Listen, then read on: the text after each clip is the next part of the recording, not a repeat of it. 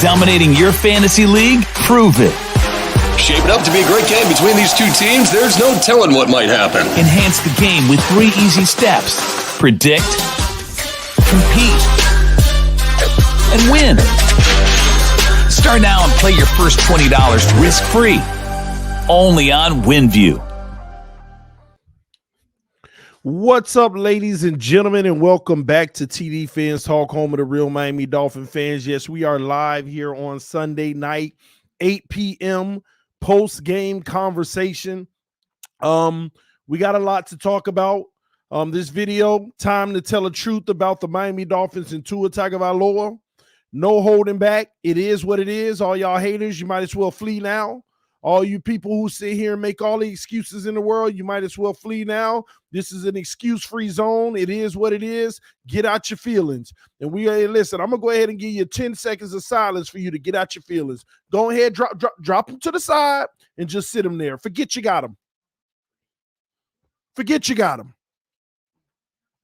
Hit that like button on your way in. No, I ain't happy. And it ain't a happy conversation. Hit the like button on your way in. We're going to walk down this timeline. We're going to talk about it all. Hit the like button. We can't even get 100 likes. We don't need to have a conversation. Punch the like button, man. Tired of people. I'm tired of people not just seeing the facts right in front of you.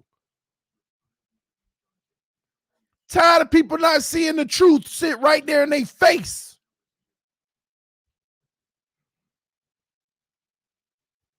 Sitting here, I'm kicking back today. I'm maxing, relaxing, I'm shooting up, just chilling. I'm sitting back chilling.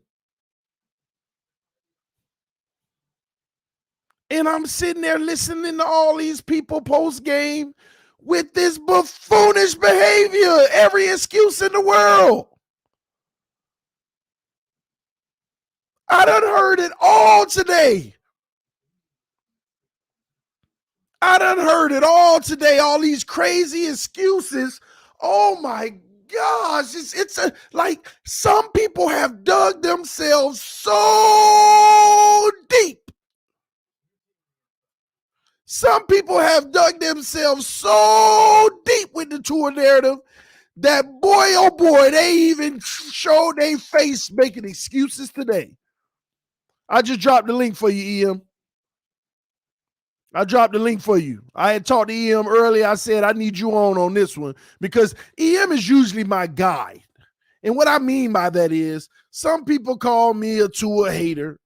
I call Tua a Tua lover. I mean, I call EM a Tua lover, even though I do respect his opinion because he do keep it 100 to him, even though half the stuff he say don't be making no sense. But I'm just saying, he's usually my guy. I don't know if he gonna make excuses or not, but you know what? We're about to go there. But before we do, and I know people are coming backstage right now. Sorry, y'all. Don't waste your time yet. Maybe later, but not right now. Not right now. I dropped it for him because I wanted to have an early conversation with him because I wanted to see how he felt about today to get me a gauge of what's going on. I talked to him earlier. We had a conversation, but I want to actually see his thoughts played out. I want to hear them all played out. So let's get down to it, ladies and gentlemen. The truth. It is time to tell the truth about the Miami Dolphins and Tua Tagovailoa. Here is the truth. They screwed up. And they got their pride sitting in the way. The truth is the Miami Dolphins organization screwed up and their pride is getting in the way right now. How did they screw up? It's simple, ladies and gentlemen. They selected Tua Tagovailoa, number 5 overall in the 2019 NFL draft with injury concerns. Not only was there injury concerns with the current injury just being injury prone in general or prone to injury, they also selected a guy who sat there and played with everything around him and thought that that's what it would be in the NFL when literally 1 or 2 teams a year has everything around them. They picked up a guy who can't read a defense to save his life. They picked up a guy who is a run-read quarterback. Period. Why do I have to keep telling y'all stuff that keep coming true and showing y'all one piece at a time? One piece at a time. The truth keeps rearing its ugly head, and y'all want to keep ignoring it, and you call me a liar. You call me don't know football. You say you know nothing about Tua. You a Tua hater. But why everything I've been telling y'all since day one about Tua Tagovailoa has been coming truer and truer and truer and truer? TDR, you a Tua hater. The man had almost 300 yards and 4 touchdowns. 4 touchdowns. Ain't a single touchdown over 10 yards. Miss me with that. Ain't nothing but your typical 5-yard slants. Back of the end zone, wide opens. Anybody do the stuff this man do. This man don't do nothing huge. Don't take nothing. Nothing. Hit the like button, man. Hit the like button. This man don't do that. Man, the man threw, he was almost 80% completion with a loss. Who cares about these empty yards playing against one of the worst secondaries in the NFL? Why do we got to keep pointing out that you're playing against one of the worst secondaries in the NFL and you're losing? You know why some of your Tuaneers are getting mad right now and you're mad at me? Because the only thing that you can hold your... See, I done already debunked all y'all lies about Tua all this time. And now y'all real mad at me because the last lie that you could hold on to is backfiring in your face. You know what that lie is?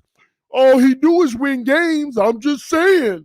When Tua plays, he wins. I'm just saying. When Tua plays, he wins. I'm just saying. When Tua plays, he wins. 2 of the worst teams in the NFL. L's. Miss me when that Tua plays, we win crap. When Tua plays and the defense plays well, we win. Gonna put some respect on this defense name. Y'all keep disrespecting this defense. They ain't play their best game, but they sure as heck gave him. I heard people, even Flores, get out of here, Flores. You on my hot seat now. I mean, every excuse for you every week. I make excuses for Brian Flores.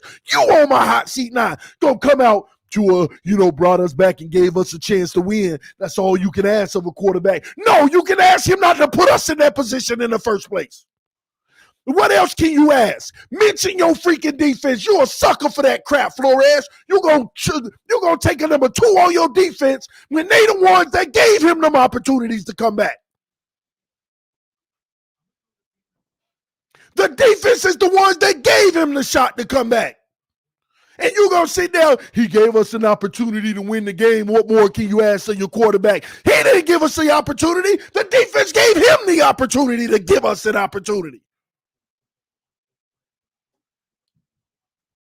All this half stuff. And I ain't even get to the watch it. You know what? Thank you. I see him backstage. Thank you, because I need to calm down. Man, y'all hit that like button. We should have 300 likes, man, because y'all know I'm telling the truth. Tired of all of this backdoor. Oh, well, Tua ain't got this. Tua ain't got that. Let's talk about what he can control. And what he can control, he coming up short.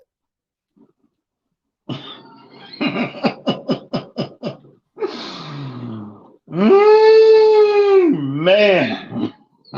What I missed, bro? You ain't missed nothing, because you heard all these crazy excuses today. I'm sure you did. Oh, man. Wow. Everybody want to talk about what's around Tua. No, when you evaluating the player, you talk about that player and what they can control. And what he can control, he coming up short on. Oh, well, he only had those 2 bad picks in the game. Stop lying. Stop lying. On 3rd and freaking 11, and you got the first down right there in front of your face, and you're going to try this raggedy juke move, and you only get 9 yards. That was the first down was right in front of you. All kind of little situations in that game he could take, and he didn't take advantage of it. The defense gave us the ball back in great territory. Every time, man. It's ridiculous. My bad, bro. Talk to me, man. What's your thoughts on today? I wish, I would love nothing more to be sitting up here disagreeing with you, TD.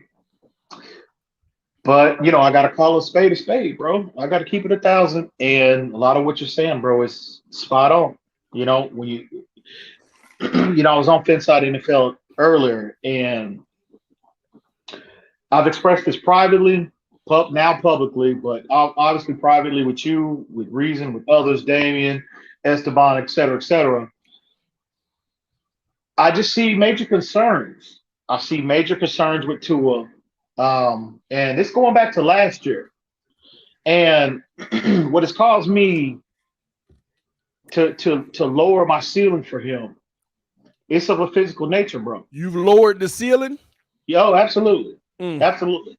And, again, I got to keep it 1,000. And it's going back to last year. And it's the lack of, lack of arm strength, lack of Tua's ability to consistently put velocity on the football, bro. Obviously, he's mobile, yeah, but still, it's not a strength of his game.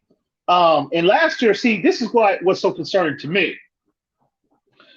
Last year, I attributed to all of his defects to his, injury, being 60%, be whatever percentage, he was health-wise. He was clearly compromised. I said, okay, I'm going to give him a pass in that regard, and I'm going to give him an excuse. I told you that wasn't it, bro. But when you look at, you fast forward to this year, like not only this year, but last year as well, but this year, it's just there's too many. How can I put this without saying? Because see, I want to be very clear first and foremost. I think you and I are still on somewhat opposite sides of the spectrum. I think you would give up. Well, I'm assuming now. I might be wrong. Correct me if I'm wrong, but I think you would move off of him the first chance you get, pretty much for anyone. No, not anyone, bro. I'm not there. Not anyone, but anybody. Oh, okay, it doesn't necessarily have to be Deshaun Watson for you to move off of him. Am I right? No, I mean it depends on who they're trying to replace him with. Okay. Well, we might be closer than what I initially thought. But with that being said, it's just a lot of defects into his game that's stacking up, bro. And again, this is his 12th start. And again, I'm just trying to make logic. I'm trying to be objective, TD. And I'm with you. Trust me, I'm frustrated as well. I'm frustrated with him play with this game. This was an opportunity for Tua. I said this, I was talking to myself pre-game, bro. And I was talking to myself, Tua, bro, this is the time when you need to step up. Well, it wasn't just this year, but this week, it was last week. Oh, I wanted to see that last week. Okay, well, we know what happened, what transpired last week, but this week of all the mother of all weeks, and he is in the eye of this Deshaun Watson storm, and I needed him to step up and say, at least for a week, Take it. send a clear message to everybody that is doubting him. Look, I ain't going nowhere. This is my team. And he just did not do that. Take it. And he didn't do it. And I just look at Tua, I evaluate Tua. It's just the lack of physicality in this game, bro. And I can't get by that. And I thought maybe I was crazy because I posed this question to you. I posed this question to Reason. And I see, in the past, weeks ago, a month ago. But now I'm seeing people drop videos, bro, and they are clipping how flawed Tua is fundamentally. And that is what I can't get over because that was fundamentally, mechanically, his base. Tua was supposed to be the most NFL-ready player coming out. That was his calling card. What was the only thing I said that this man had flawless in college? Mechanics. Right. That's the one thing I said, man. Mechanics second to none. Something has happened. But I don't know what it is, TD. I don't know. Maybe it's the injury has thrown him off somewhat. But when you're evaluating Tua, you have to start there. That's what I do when I evaluate quarterbacks. I start there. And I just told Reason this 3 days ago. I said, I don't think it's the injury that's bothering him. It's got to be a fundamental technique issue. And I was like, am I crazy, bro? I don't think Reason at that time said, I see it. But I'm looking at these other individuals that are dropping videos, bro, and they're clipping every one of his dropbacks. Mm-hmm. And there's a lack of consistency there. And see, Tua, for him to be successful, he can't have a lack of consistency in his base. He cannot because he's not an imposing athlete. He don't have the immense arm strength of Justin Herbert. He don't have the size. He don't have the speed of some of these other guys. His game is predicated on being as fundamentally sound as possible, right? And that contributes to accuracy, to ball placement, et cetera, et cetera. He can't have a disconnect there. And that is where I'm starting. When you talk about evaluating him, you look at his base, it's just not there. And again, that's just one issue. And I gotta say, I would much rather be up here disagreeing with you, and going at you right now. But in terms of Tua not being his field vision, there's a lot to be desired there, bro. That's just a fact. That's all that I keep trying to point out to everybody every week. I don't care nothing about the empty calorie yards when you got better options that you passing up because you only going to your first read or staring a guy down. I agree 100%. And I mean, these people are not watching the film. This man is dropping back, staring at a guy, whether it's complete or not. There's a wide open guy for 10 times the yards. I agree 100%. And it shows up consistently on film. And all they see is he was 80% completion. He was 4 touchdowns. Trash. Well, I get trash. I'm just saying trash. I'm not mad right now. I'm not saying trash.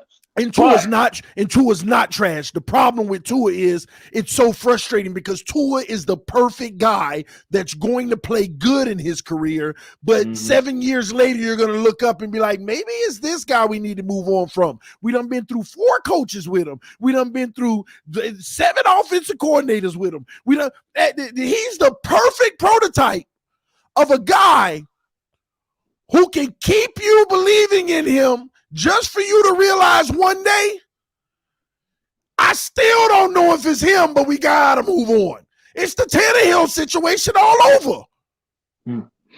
Again, so we're clear, I'm not there quite just yet. I see it because I've experienced it before. I was on the other side of these people. I was the biggest Ryan Tannehill apologist alive. I've seen this story before. I know the attributes that you should not be believing in that you're like, yeah, but it'll get better. Trust me. When he put it all together, like, oh my gosh, I see it. People don't see it. I see it. You don't have to see it, but I see it. And I'm trying to save you from my experience. Some of y'all, this is your first blind moment. And you in trouble. I'm telling you, you are in trouble. Man. He's not the guy, Em. Listen. So we're clear. I'm not to the point where I just want to move off of him just for anyone. I've been consistent about me moving away from him to entertain Deshaun Watson. Oh, I'm 100%. But anyway, I'm just here. I'm trying to these idiots, bro, in the comments, not only on this platform, but the other platforms. They calling me a flip flopper.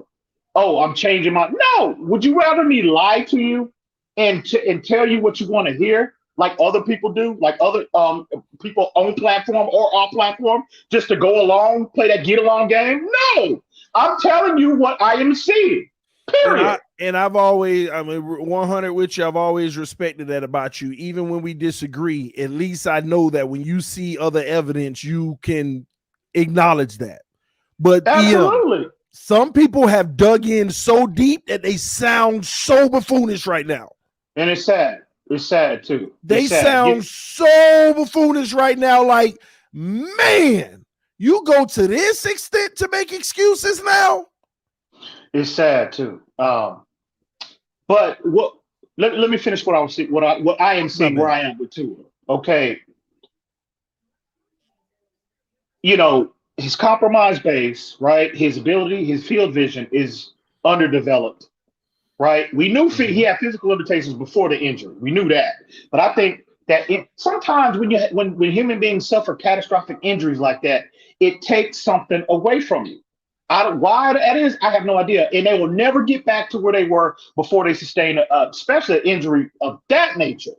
Maybe that's what is going on with Tua. Because I remember going back to last year when they asked him about, where he thought he was, being, at his stage of his rehabilitation. He said, I'm good where I'm at or whatever. And they asked him, he said, I don't even know if I'll ever be the same player.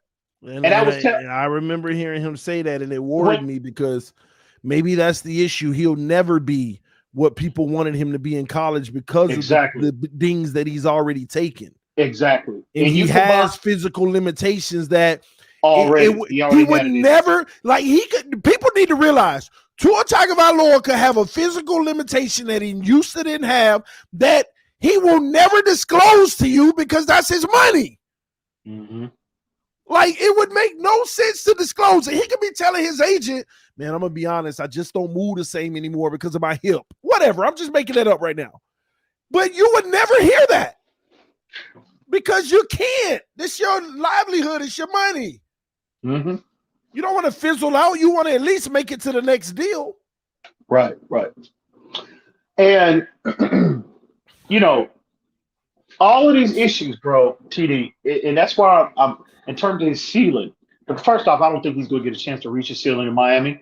I think we'd all agree on that. But just him as an NFL player, I have major concerns because, like I said, you talk about all of these issues that you keep, and they're legitimate issues. Mm-hmm. But then you combine that with the lack of physicality in his game, and that just, man, and you're looking at all the players that were drafted, Burrow ahead of him. You look at Herbert drafted one pick after him, and you're just sitting there and you're just like, at the end of the day, when you look at the three players, when you take emotion out of it, mm-hmm. and you take situations out of it, just evaluate what you see on the field. What does the eye test tell you? And it's just not close, bro. It's just not close. And eye test. Just say it again, please. Eye test. People are looking at only stats right now. They picking on whatever they can to hold on. They are talking about his stats today, bro. Mm-hmm. This man got booed in the stadium, in Hard Rock Stadium, bro. He did. They booed him today? If Insanity was there, she said they booed him. I had my my TV. I think she in the comment section right now. She can confirm or deny. They booed Tua? If Insanity, I know you were watching just now. Let us know in the comment section. Can you confirm or deny that? Did they boo Tua today? But anyway, here we go, TD. And here's the most disappointing. Here's why I text Reason this during the game. I always, when I talked about Tua, I always, gave him tons of credit for, especially at this stage as a rookie. She said the offense. Okay. So Tua. Okay. Well, the decision making, and now we're seeing the bonehead, just inexplicable lack of discipline that is rearing its ugly head into his game. And I'm telling you, TD, moving forward, bro, that's the most concern, because at least you could justify keeping a player as your starter if they're not turning the football over, because that's the primary responsibility of a quarterback. Absolutely. But now you're seeing the undisciplined settle in. And again, you go back to this game, go back to last game, go back to New England, and you can go back to, a good portion of last year. The last game of last year, you're starting to – Tua is trending in the wrong direction in that regard. And again, I'm just calling it how I see it, bro. And I just see defects in Tua's game that needs time to develop. But he hasn't shown, sure, he's flashed. And I'm not sitting here. I want to be clear. I do not believe Tua is garbage by any stretch. But he's not. This is where I'm at mentally with Tua, TD. And I think all of us as Dolphin fans, this is how we need to approach him in terms of the evaluation. When you ask yourself internally, has Tua shown you enough, given, and he can only control what he can control. I'm not saying the situation, sure, the Dolphins have fallen short in terms of, being able to get him proper support. But I think they've also done a lot of good things to support him. But with that being said, TD, has he shown you enough? I mean, really, if you take emotion out of it, has Tua shown you enough? You know my answer. Hey, no. This is a rhetorical question. This is a rhetorical question. Has he shown you enough really, to every Dolphin fan, has he shown you enough to really, has he flashed enough to make you ignore the possibility of acquiring a player like Deshaun Watson in his prime that's 2 years older than him? No. And I'll bring up the example of, look at Cincinnati. As well as Joe Burrow's played, Deshaun Watson would still be clearly an upgrade over Joe Burrow. He would clearly be an upgrade. Are the Cincinnati Bengals entertaining this? Absolutely not. Look at Justin Herbert. Look at Justin Herbert. I use him as an example as well. Are the LA Chargers, with Justin Herbert is playing as well as he is Watson a clear upgrade over him? I would agree, yes. But have they been mentioned one time in this conversation? No, nobody can tell me we wouldn't be 5-2 if Watson was here. I agree 100%. And the sad thing about being 5-2, they wouldn't be complaining about the play calling. They wouldn't be complaining about the defense. They wouldn't be complaining about these things. I agree. So with that being said, as Dolphin fans, ask yourself, I know you're mad that the Dolphins have been flirting with this possibility. You know what I mean? And is it fair to Tua? No. It is. More than likely not, but fair don't exist in the NFL. It doesn't exist in the NFL. So, but has he done enough for you to? No, he just hasn't shown me personally. Tua has not shown me enough. And that's just where we're at. And until proven otherwise, he probably won't get the opportunity after last week and then this week. I don't think Tua's going to get the opportunity to prove all of us not necessarily wrong, but to improve upon what he has done to this point. But he just hasn't, bro. He just hasn't shown enough. And when you're comparing him to these other two counterparts, it's not close right now. It's just not. Well, someone says Watson doesn't play defense, nor does he catch the ball. You see, this is the stuff we got to deal with. First of all, it don't matter if he don't play defense. He would have still won us 5 games out of these 7. It don't matter if he don't catch the ball. You know what he does? He wheels his team. He gets that first down on 3rd and 11 when you're running the ball. He don't throw those 2 janky picks like that. And those 3 plays a game that you're seeing that not just Tua, but Jacoby Brissett as well are missing. Deshaun Watson is hitting on 2 of those. Pushing the ball down the field consistently, that's not an issue with Deshaun Watson. Deshaun Watson going off script, you know what I'm saying? And making plays with his legs or his arms, that's not an issue with Deshaun Watson. Everything is scripted for Tua. That's why his first drive is always money. because they work on that first drive in practice every week. That is the vocal point, how you start a game. That first drive is always repped almost every single day. That's what people need to understand about NFL football and NFL practices. The first drive you're going to come out with on the week, which is the game plan, is scripted over and over. And that's exactly what Tua is. First drive, money. After that, ghost. And see, I posed that question to, I texted that to Reason during the game as well. I said, bro, sure, you know, Tua looks phenomenal. When everything is scripted, everything works, everything is on schedule.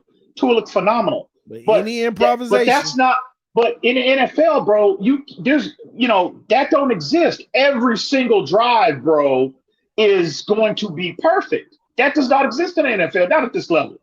And again, when teams take the script away from Tua and they force him to read the field like an NFL, like an elite player should do, or they force him to go off script and make plays with his legs or his arm, or in addition to his legs and his arm, Tua falls short. And I don't know what. I don't know. Again, well, you know, he to this point, and I'm trying to be as fair to Tua as possible. He's just not doing it. He's just not consistent enough. And unfortunately for this offense, for this team, a player that excels in those areas is what the requirement is. And Tua is just not it right now. And let me slightly shift gears and have this conversation. I don't want to hear nothing about coaching in this game, though. Let me tell you why. The Miami Dolphins, and I said this to y'all last year, and y'all got mad and y'all wanted to put everything on Chan Gailey because this offense ain't different from Chan Gailey's offense by far at all. But I am telling y'all, they are creating a game plan that best fits Tua Tagovailoa and his abilities. And what is that? Dink and dunk. They can't open it up because he's going to make catastrophic mistakes when they open it up. They are protecting him. I was just going to ask you that. So you said you feel like they're protecting him to some degree, TD? The play calling is only designed to protect him. If there's 800 plays in a playbook, he only has 250 because that's what he can do well. They're going to stay with that 250 package. They are protecting this kid because think about it. Everything is get it out quick, dink and dunk, because you can't tell me no because the pressure and all of this and that. How did the O-line look today, EM? Oh, I thought they played well today, bro. And the one freaking sack that he took, he had a hot read. Did you see that? Yeah, absolutely. Even the commentator pointed it out. Absolutely. Right there, Tua. You got a man wide open. You got to hit him. You see that pressure coming. You got to hit him.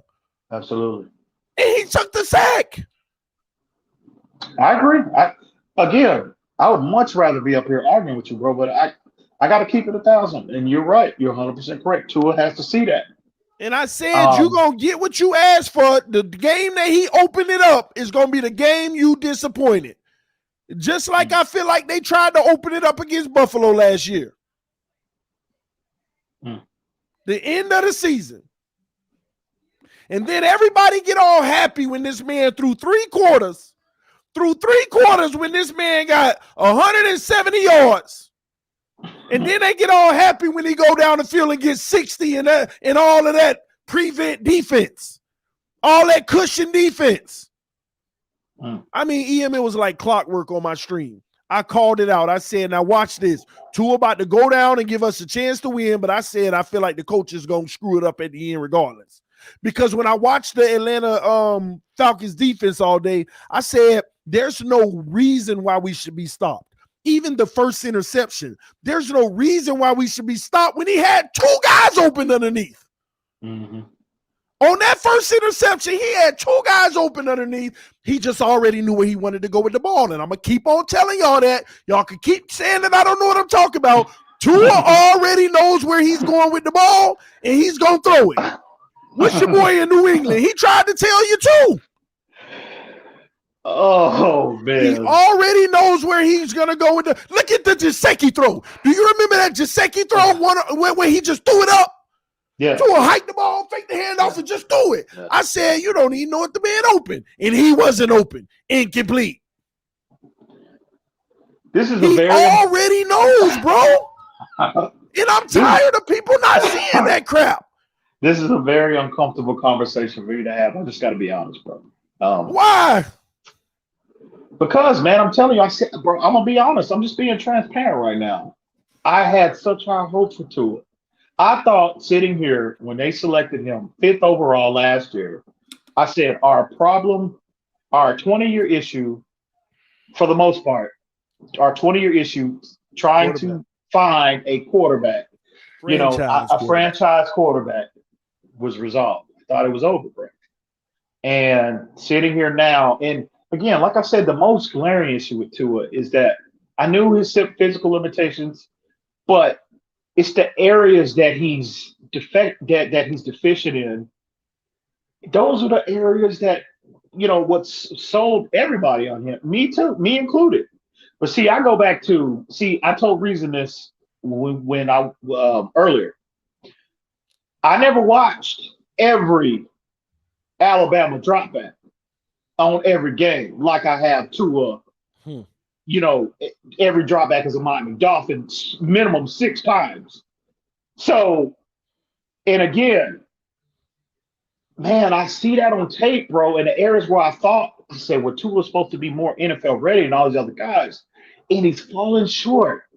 And again, so I'm clear, TD. I'm not saying move off of Tua just for anyone, because the issue that Tua is plaguing Tua right now, those are normal issues with any college quarterback. But again, I go back, us as Dolphin fans, we just have to ask that question. Is he showing us enough?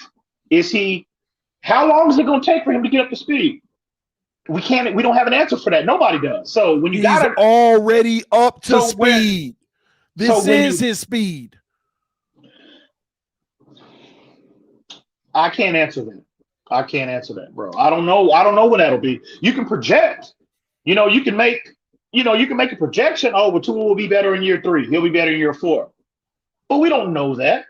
And so if you're the Dolphins, you're Brian Flores, and you're sitting here and you've seen all of these issues, and again, I go back to the physical limitations, you can understand why there's so much intrigue with a player like Deshaun Watson, because he don't have those compromises, bro. Well, here's my question to you, EM. We can project, and I'm sitting here saying Tua is probably close to his ceiling already. Mm-hmm. But Tua being better is this.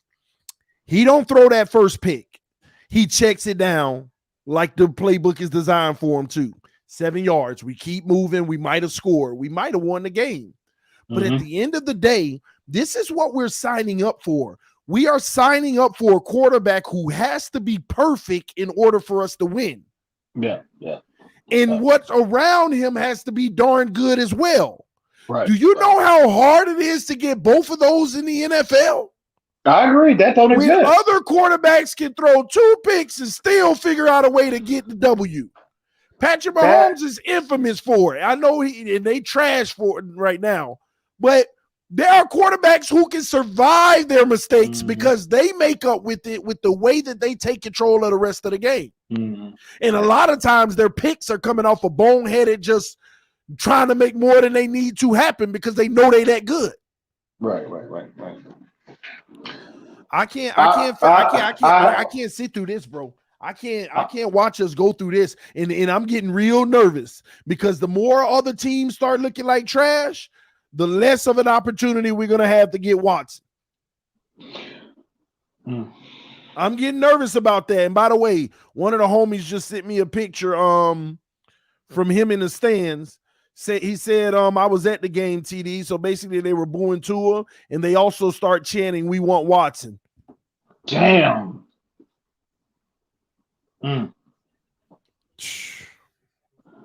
I don't, TD, I'm at a loss for words for the most part, man. I just, just the season alone, I'm just frustrated, just like everybody else. But I got to do this. Somebody asked me in the comment section, and I want to have this conversation. I'm not going to shy away from what they asking us to do. They want us to talk about the defense, okay? And I want to start, EM. Let's talk about the defense, okay? We're talking about a defense that through one quarter gave up 3 points, right? Right. We're talking about a defense that after Tua start making his mistake, now they gave up 10. Am I correct?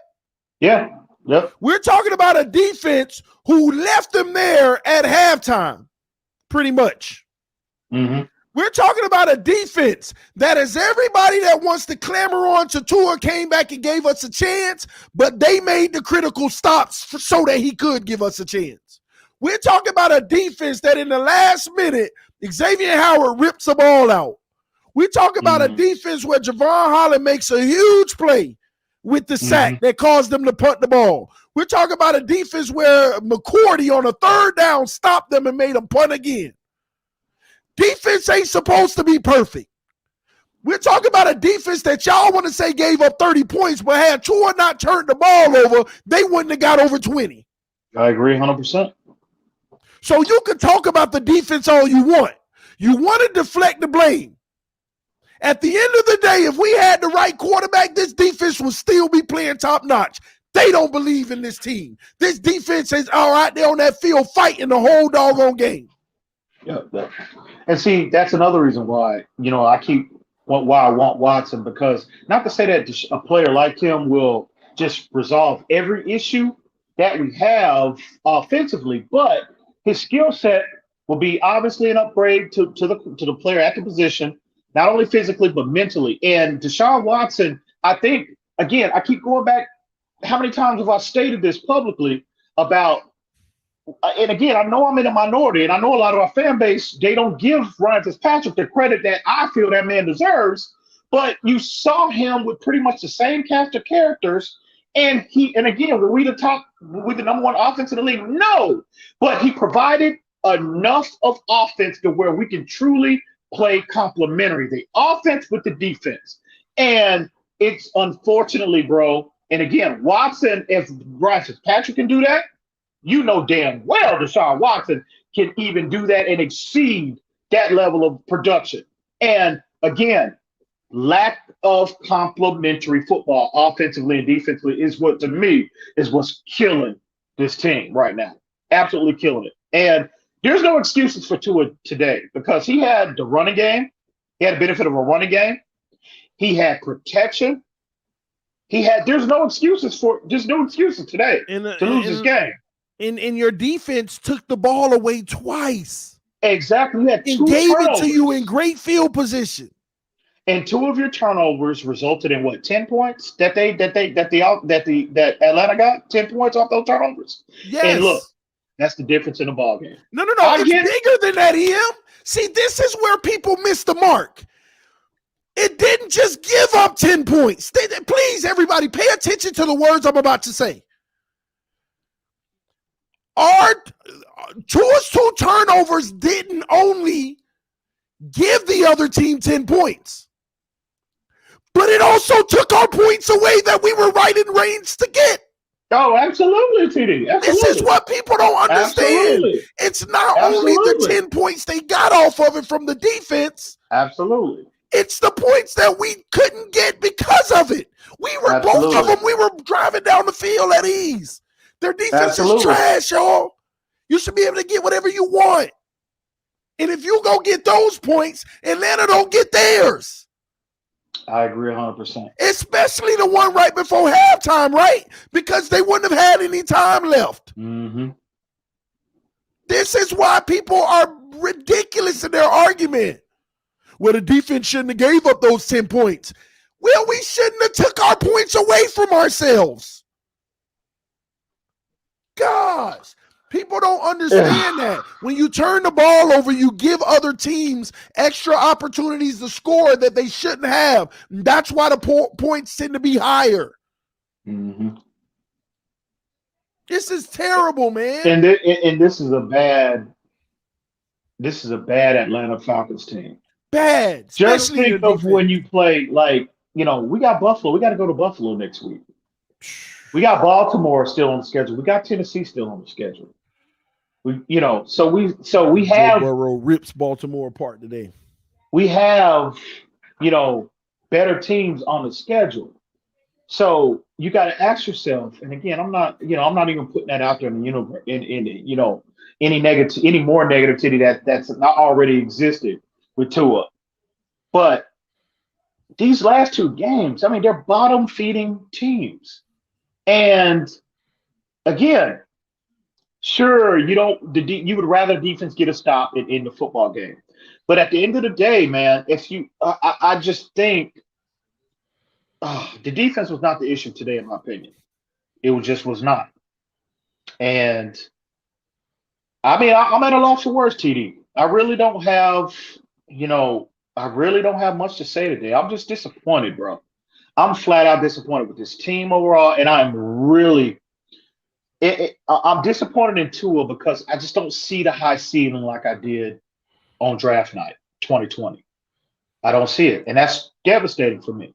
And the sucky part of it all Devastating. is the sucky part of all of this, bro, is the fact that I would love to see this kind of loss against Buffalo. I would love to see this kind of loss against some level of competition. Absolutely. But when you play in a team where you should be putting up the numbers that you're putting up, you should be taking advantage of them, and you are. Tua is taking advantage of that trash defense, and I commend him for that. Mm-hmm. But you can't make see, ladies and gentlemen, what I keep trying to explain to y'all, it's now about to become a game plan against Tua. Give him everything underneath. Mm-hmm. And I promise you, he will have a 15 play drive to score. He may get one or two, but he will make a costly mistake before we do. Mm-hmm. And see the difference. And see Atlanta, Atlanta doesn't have a pass rush, bro. But we're going to Buffalo. We saw Buffalo's pass rush firsthand. They cover it well, and they rushing the passer well. And you combine that because I don't think we're going to be able to run the ball consistently with any consistency against Buffalo. We could do it the first time. So what makes you think we can do it up there in Orchard Park? Listen. So combine that with we can't block them up front, and you combine all these other issues that is plaguing Tua at this stage. That's just a recipe for disaster. I agree. So.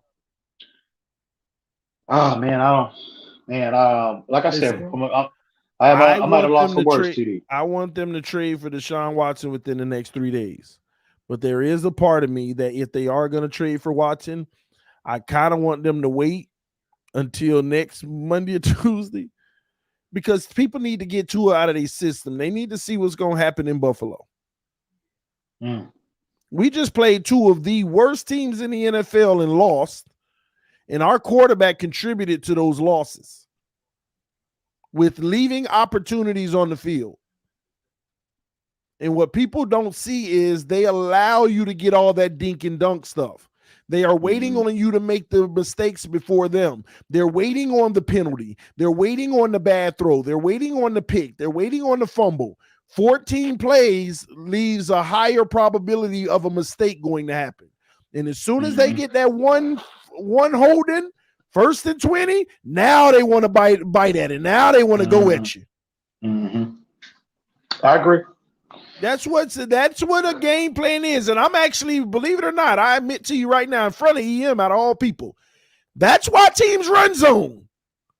In some cases. It's a big but don't break mentality, because you're going to get easy stuff in the zone, but you got to be perfect in that easy process. It forces teams, the offenses, to be methodical, to go on 7, 8, 9, 10, 12 play drives. And they're banking on, you might be successful to a point, but out of those 10 plays, you're going to make a mistake. And Tua has been trending since the end of last year. And look at the games that he's played this year. I'm just going off with the tape and with the statistics. The analytics say he's that lack of discipline with the football, he's trending in that direction. So I don't know, TD, man. I've never been this more disappointed in this team and this franchise. I'm disappointed in Tua, but I have to keep it in perspective where he is overall, in terms of 12th start. You know what I'm saying? I am disappointed in him. Don't get me wrong, but I've never been overall, bro, this disappointed in our team. I mean, when have you ever known me to have a loss for words? Anybody? Yeah, those me personally. It, I go I'll go further. Remember, the thing that you hold your hat on is his ability to do what? Take care of the what? take care of the football. I mean, 9 interceptions in 14 games. That's what I'm saying. He's trending. He's trending in a direction that he shouldn't be, bro. And it's again pre-draft. You heard me say it as well as others. Mm-hmm. Tua, that's what was one of the most impressive things about him, as aggressive as he was in college, how disciplined he was with the football. And we're just not seeing that. Now I'm It's just kind of that it just hadn't concerned. translated. I'm kind of concerned with him, though. Let me tell you what I mean by that. Did you see his press conferences today? Today or Yeah, today? today. No, I hadn't seen any of them yet. Um, Can you pull it up? you know what? I can. He's bothered. Let me pull it up. He's definitely bothered, bro. Um, he's not happy about everything that's going on, and I'm gonna play it for y'all. Y'all give me a second. I hadn't seen any of them. Flores's, his, or anybody's. I'm done with Flores. Um, he also almost kind of confirmed that they definitely pursuing Watson. In my opinion, that's what I got out of Tua's presser. Let's hear it. See if we can get this. Y'all, let me know in the comment section if you can hear it.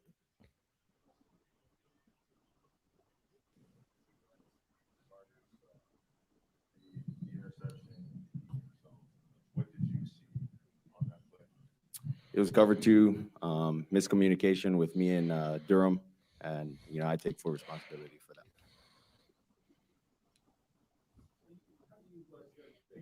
Four touchdown pass, some big plays, some both ways, really. Yeah, I think margin for error is slim in this league. That's kind of what Flo's been telling us this entire week, and I think we had many opportunities, to get good drives going. We just didn't make use of those opportunities, that the defense gave us. Turn up the volume. It's the loudest. I think I can get this one.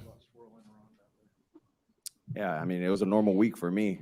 I approach this game the same way I approach any other game. So, trade rumors, that doesn't necessarily seem like a normal week, even though it's kind of been consistent all season. yeah, I would say it still is a normal week. The only thing is, I really respect and appreciate his transparency, with where he's at with that.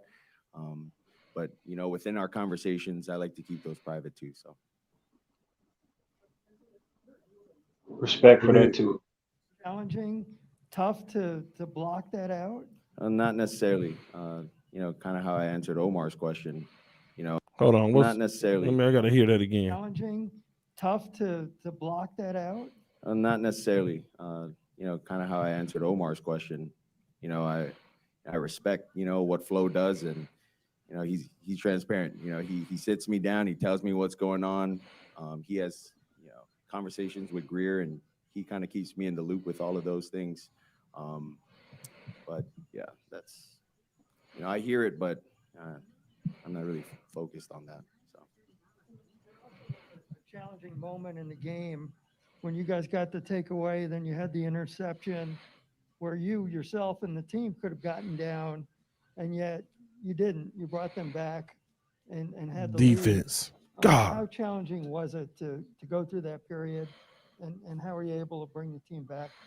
I think it's challenging, for any team to be down by 2 touchdowns and having to rally the troops to go back out there and continue to fight their butts off and continue to play. We had a lot of time in the fourth quarter.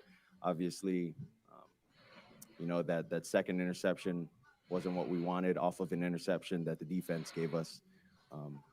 But I think that's just, the testament to the kind of guys we have in the locker room, grit, fight, and finish. So Your progression, your growth since coming to the NFL, and what do you feel like you still need to work on to improve and have success? Well, being a second year, player, like I've said before, I wish I knew the things I knew and when I was a rookie, and my second year, I know a lot more, but I'm continuing to learn, and this is just an opportunity for us to come in tomorrow to work and learn from the mistakes that we made today. Making sure that guys are keeping their head up, but also letting them know, hey, I feel your pain. I want to win too. Yeah, I mean, everyone's here for a reason. Everyone, they're all professionals. They're all really good at their position. But I would say we just got to continue to work. It's tough right now, but we got to learn from a lot of the mistakes that we made today.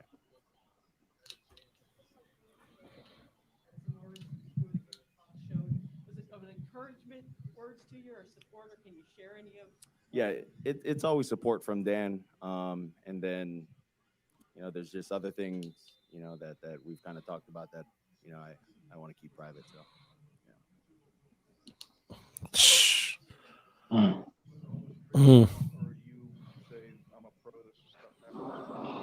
well, I hear it. I do hear it. The thing is, I just don't listen to it. That's the thing. But yeah, that's that.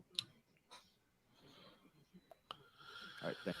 So EM, you had hit me up. You had sent me that thing about what was it? About Brian Flores losing the locker room potentially? No, not that one. Mm-hmm. The one, Dan Marino. Right. Okay. So for him to say, it's always encouragement and, some other things that I don't want to, I'll keep between us. What do you think that is? Could be, man. If they're, Dan is telling him, look, I think you're a good kid. I think you have talent. I think you're a talented kid. Same stuff Brian Flores says, which is true. But we're just going to move, don't let this setback, ruin your outlook on your career potentially. I'm paraphrasing too. So I just think he just told him, look, bro, it is what it is in life, and keep your head up. We love you as a kid. We love you as a person, but go out and play for your career. Yeah. You can bounce back from this. You can bounce back from this. It isn't about the Dolphins. It's about you and your long-term career. Exactly. Even if you go somewhere else, you got to make sure that you're doing everything you can. And maybe a team looks at today and they may feel that this might be a stock up moment. Mm-hmm. I don't know. Yeah, it sure looked that way to me when I saw that clip, and I was like, So Flores losing the locker room, that other article, what's your thoughts on that? I'm not willing to go there yet because, when I looked at the team today, it didn't look like a team overall that checked out, bro. They looked like they were fighting. They looked like they were still engaged. I'm sure they're disappointed. I'm sure, but I can't go there yet, bro. I don't know where that's coming from. I know that article is quoting, several anonymous sources that are saying that. It's I wish people could put their name on stuff, bro. This anonymous, part of my language, this anonymous shit just bugs the hell out of me, bro.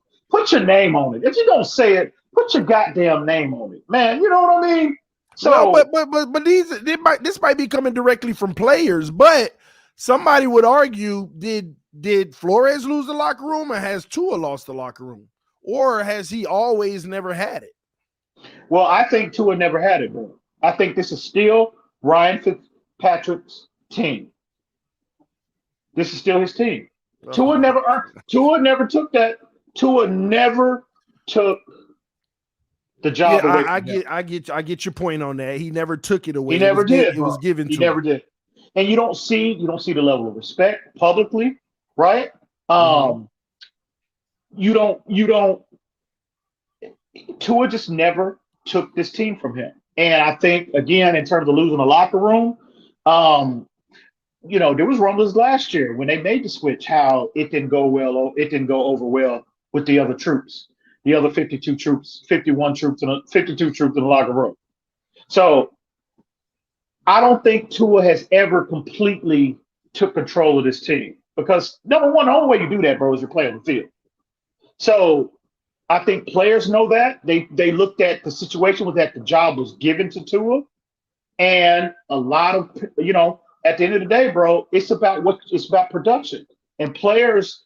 And how fair is that to the other guys in the locker room that you put your requirement, your justification for having them on the field 100% is your play. This is what they're preaching. They're telling everybody. Your play in the practice field dictates whether you play on Sundays. And so if Tua did not exceed what they, in practice, did he not take the job away from Ryan Fitzpatrick? How are you going to sell that to the rest of your team? You got players out here, bro, that are killing themselves to try to just get a spot. But you take it away from Fitz, who clearly was the emotional leader of this team, if nothing else. And especially, he clearly was the better player. You talk to anybody, they'll tell you. But, bro, they were saying it was light years. Ryan Fitzpatrick was ahead of Tua. And so how are you going to sell that to your team, to the other players in the locker room, bro? So you take that, and then this year, I don't know what's going on this year. I think it's just a lot of frustration with the season overall because of expectations. Nobody thought this team was going to be in this situation right now.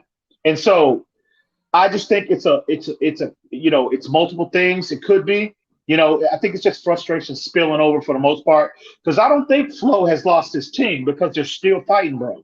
They're still, with the exception of the Tampa Bay game and really even the Buffalo game, the second game of the season, they were fighting till the third quarter in that game. So I don't see it on the field, bro, that they've lost this. Now, I do believe Xavier Howard might be frustrated. He done lost Xavier Howard for the most part, but that might be something personal with him. But that happens in life in general, especially at that level. You're not going to get along with everybody. Everybody's not going to like you. So, but as a whole, the locker room as a whole, no, I don't see that on the field. I just don't see it. So until I see it on the field, that's when I will be sitting here saying, damn, okay, there might be some truth to that story. But as of right now, I just don't see it, bro. I don't know. What do you think? The whole team, see, the beauty of this team, we have so many young players that's on eggshells where they can't afford to be frustrated. They can't afford to be to be in that category of Flores has lost the locker room. So when you talk about losing a locker room, the beautiful part of the Miami Dolphins is you only got a handful of players that you could lose it with. Mm-hmm. And let's think about those players. Xavier Howard. Guys like Devontae Parker. See, only guys that are comfortable where they are. Gesicki can't be. He's trying to get a contract, but he can become disgruntled because he's still going to get paid in the open market. But why would Parker be frustrated? He ain't even been on the field. And Flores is, if it's anybody on this roster, Parker isn't frustrated. The problem is Parker's injury is causing him to be in a time-sensitive situation to where his stock can be real low if they cut him. His injuries are calling him to sit on the sideline and have a lower stock, where when he hits free agency, people have to believe in his talent to want to give a decent deal. Otherwise, that ain't got nothing to do with Flores. Flores is proven when he's healthy, he plays him. That's his fault. These are players that could be disgruntled, but I don't see Parker's being one of the disgruntled ones. Mm-hmm. It's really, to me, very simple. Like 2 or 3 guys, like your Xavier Howards. Honestly, I can speculate other guys outside of that, but I don't see too many guys that he can lose this locker room with. As the coach just throw a pick that looked like that Tua stuff. But anyway, I'm gonna be honest with you, TD. Who else besides Xavier Howard? Really, that has, especially that are considered like leadership material on his team. Who? Emmanuel Ogbah, possibly. Well, that all depends on how he's eligible to be a guy who would have right. it, because But, he gonna get a bag regardless if we don't sign him or not. But I just don't. That's why I'm not gonna believe those reports. Okay. Not that's yet why, until I see it on the field. That's the point I'm trying to make here. I'm not really sold on the reports that Flores is losing the group. Now, Tua, on the other hand, we've had evidence all the way back to last year of guys barking about it. Oh, well, excuse me. I totally forgot about the 500-pound elephant in the room. That would be Tua Tagovailoa. I'm sure he's frustrated. Oh, well, yeah, of course. He could have definitely, I know he's frustrated. I mean, he's beyond frustrated. I mean, if he could probably get by with putting hands on Flores, I'm sure he would be more inclined to do that.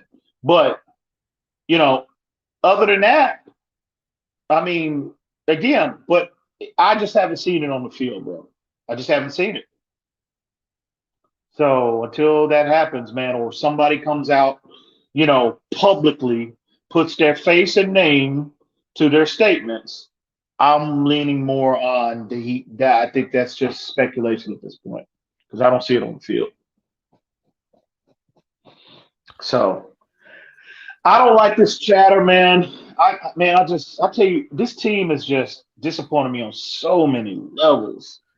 And I said this beginning, man, I hate to be right, especially I hate to be right in this situation, but damn, I gotta, God damn it, I told y'all, God damn it, back in March, when I was just sitting here, that's why, TD, you know it, Reason knows it, Damien's, everybody that knows me, Esteban that knows me privately, I've been talking about this not meeting expectations since March. And all it's going to take is 1 year for all these questionable decisions that we've seen them consistently make for the last 3 years start to bubble over. And God damn it, here we are sitting here right now, bro.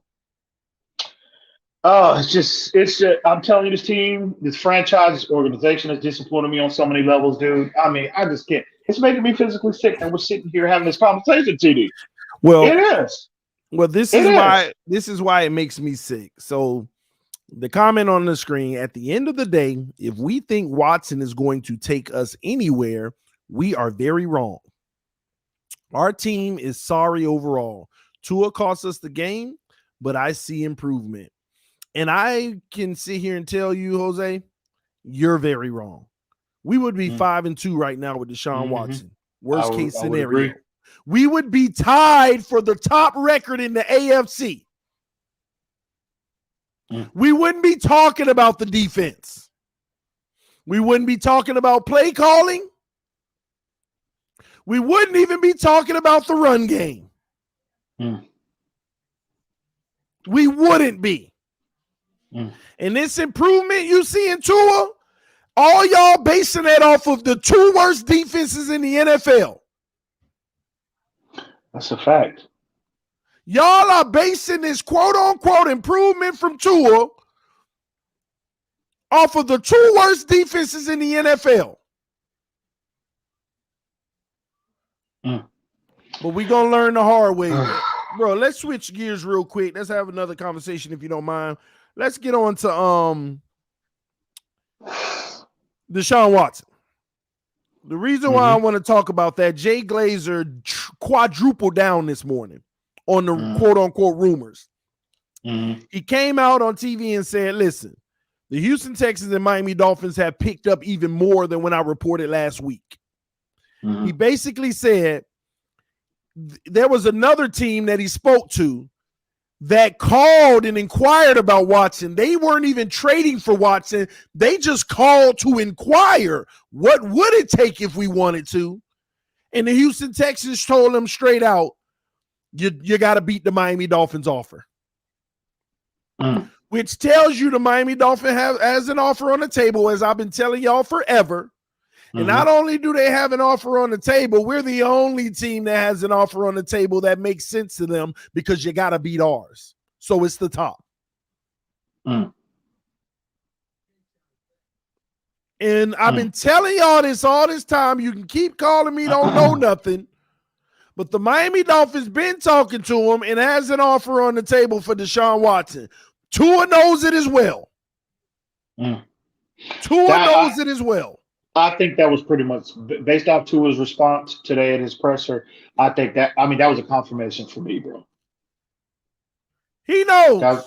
I don't need to hear anything else about that. Now, I'm nervous because some teams today lost with the passion of trash. Even quarterbacks that trying to be in the race for this gets benched. How do you feel about our chances with all of that happening? I mean, before you do, EM, let's get another thing straight, ladies and gentlemen. I don't know how many times I got to tell y'all, trading for Deshaun Watson at this point is not about this year. I agree. It may not even be about next year. Trading for Deshaun Watson is about the long-term future. You finally got a guarantee at a position that you just could not figure out for 20 plus years now. So all this, but what if we get Watson in this year? He doesn't. I don't care nothing about this year. What if we get Watson and next year he don't play? I don't care nothing about all that. It's about the future. Having a franchise quarterback for up to 15 years from this date. Well, I want to be clear. I mean, I want Watson. I mean, I know you do too as well, but I mean, I want him on the field as soon as possible. I don't want to wait 2 years down the road, bro. I want him on the field ASAP. No, he'll be on the field, bro. What I'm saying, because they also came out with that league sources have stated that if Deshaun Watson is traded, he is eligible to play and will be allowed to play. The NFL will not step in unless he is charged with the felony.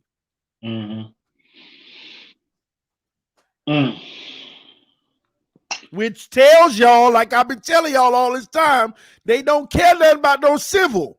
All they care about is those criminal pending complaints. That's all they care about is anything criminal. You know, TD, it's funny, now that we're having this conversation, the report came out about how the Philadelphia Eagles had sent their security team to Houston. They dispatched their security team to Houston. And I'm assuming they went down there to dig around and kind of, get a pulse on the situation from a criminal perspective. And, they went down there allegedly, conducted their investigation, came back, and they still, they brought all the intel back, and Philly was willing to still pursue him. So from a legal perspective, in my opinion, that's encouraging, because if they found something, if they were told something, and again, y'all have to, if y'all don't think, I mean, these owners of these franchises, these are the most powerful, some of the most powerful people in the world, let alone the United States, but the world. If you don't think backdoor channels are open to them, that might not necessarily be open for me or any average everyday person, you're fooling yourself. Backdoor deals, backdoor conversations go on all day, every day in the legal system. So I have to sit here. If Philly was still aggressive in their pursuit of Deshaun Watson after they sent their team down there, their security team down there, to me, if I'm Steve Ross, and I'm sure Stephen Ross has done the same thing, bro. I'm sure, matter of fact, all the teams that are allegedly rumored to be pursuing him have done the exact same thing. So if they come back based off with the intel that they was able to find out and gather, and they're still want to be aggressive in their pursuit of him, that's encouraging, bro, in my opinion. So I know nothing has been confirmed. Nothing is in black and white yet, but that's encouraging to me. Insanity, what's going on? Insanity, hey. How you doing, Kings? How you guys doing? Great. It's a very interesting day to be a Miami Dolphins fan, right? Hey, Somebody said we don't deserve Tua, and I just got to hit him with this reply. Appreciate you, Xavier. We deserve Watson. That's why. Stop. You know what? Honestly, as a diehard banner Tua-neer, I'm not a Tua-neer anymore. Ooh, be careful. I can't. I mean, like I told you, every single game he's played in this year, he's had an unexplainable interception. It's like, where the heck did that come from? Like just out of left field. Like, who was he throwing to? Where was it going? And why was it thrown? Like, you could not find any explanation for it. And I feel like sometimes, like, there comes a point where you just have to move on. Like, I was really holding on to the hope that we would get glimpses of, you know, the Bama guy, you know, Mr. Accurate, Mr. Tua Tagovailoa. And it's not there. And I can't keep letting my offense be, you know, limited and stagnated because of a deficiency that we can't overcome at that position. It's like, you can't keep saying you're a Dolphins fan and allow certain things to keep happening. Like, to me, I know I'm Finsanity and I know I'm, like, you know, crazy and all that. But at a certain point, you have to say, you know what? Something has to click. Something has to change. We can't keep, and like to EM's, like to what EM said, abso-freaking-lutely. Everyone knows how I felt about Fitz. And right now in my life, I would cry a pond full of tears to have Fitz back on this team. Ooh. Like, nonstop. Damn. Just tear after tear. Like, I don't care what it takes.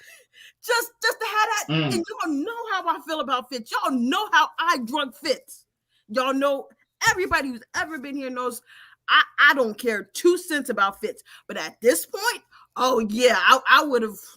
Because I mean, it's like, what are you getting? Where are we going? And we're literally just standing here hoping and waiting and praying that something's going to click with this offense. And it's not happening. And I mean, it's not all on Tua. I'm not going to put it all on the kid's head, but he is the leader of that offense. So guess what? Heavy is the head that wears the crown. Sorry, if you're the reason why our offense is somewhat limited, we have to put that on you. And I like, honestly, as a former Tua-neer, it hurts me to say this because what we thought we were going to get is not what we are going to get. It's like those things you see on TV, like made for TV, and you go to that aisle and you're like, oh yeah, I'm going to try that item out. And it's like, why did I buy this? I know I shouldn't have bought this item, but since it looked good on TV, I went out and got it, but it's not what they said it was going to be.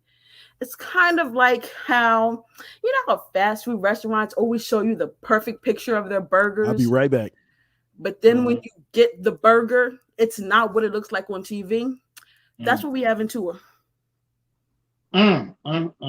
That's exactly what it's like. And I like, honestly, I think the injury is what kind of took him off track. Just like you spoke about his mechanics, CM, you know, and Bama, that thing was like clockwork. It was smooth. He was a machine, like just every throw after every throw after every throw. It was just like you could have put the same clip over each other and it was just perfect. But that kid's not here. That young man has not returned. And it's not on us. Like the Miami Dolphins and the Miami Dolphin fan base owe this man nothing. We took a shot, we took a chance, and it didn't work out for us. Right? Let me ask you this, Cincinnati. You know, I'm in agreement. I'm 100% in agreement with you. But where I'm at with Tua, obviously, you know, I've expressed frustration. However, I kind of posed this question to TD. So I'm going to do the same with you. I'm not willing to move away from him just for, let's say, another draft pick, or unless, you know, it's just, you know, clearly that person is like, you know, that much more talented than Tua. But I don't see anybody coming out this year yet. I didn't see I didn't see anybody last year that I was willing to move away from 2 or 4, Justin Fields, Trey Lance, et cetera, et cetera. In terms of your point about it's time to move on, where are you on the spectrum? Is it just for Watson, or are you? Absolutely, just for Watson. Okay. Okay.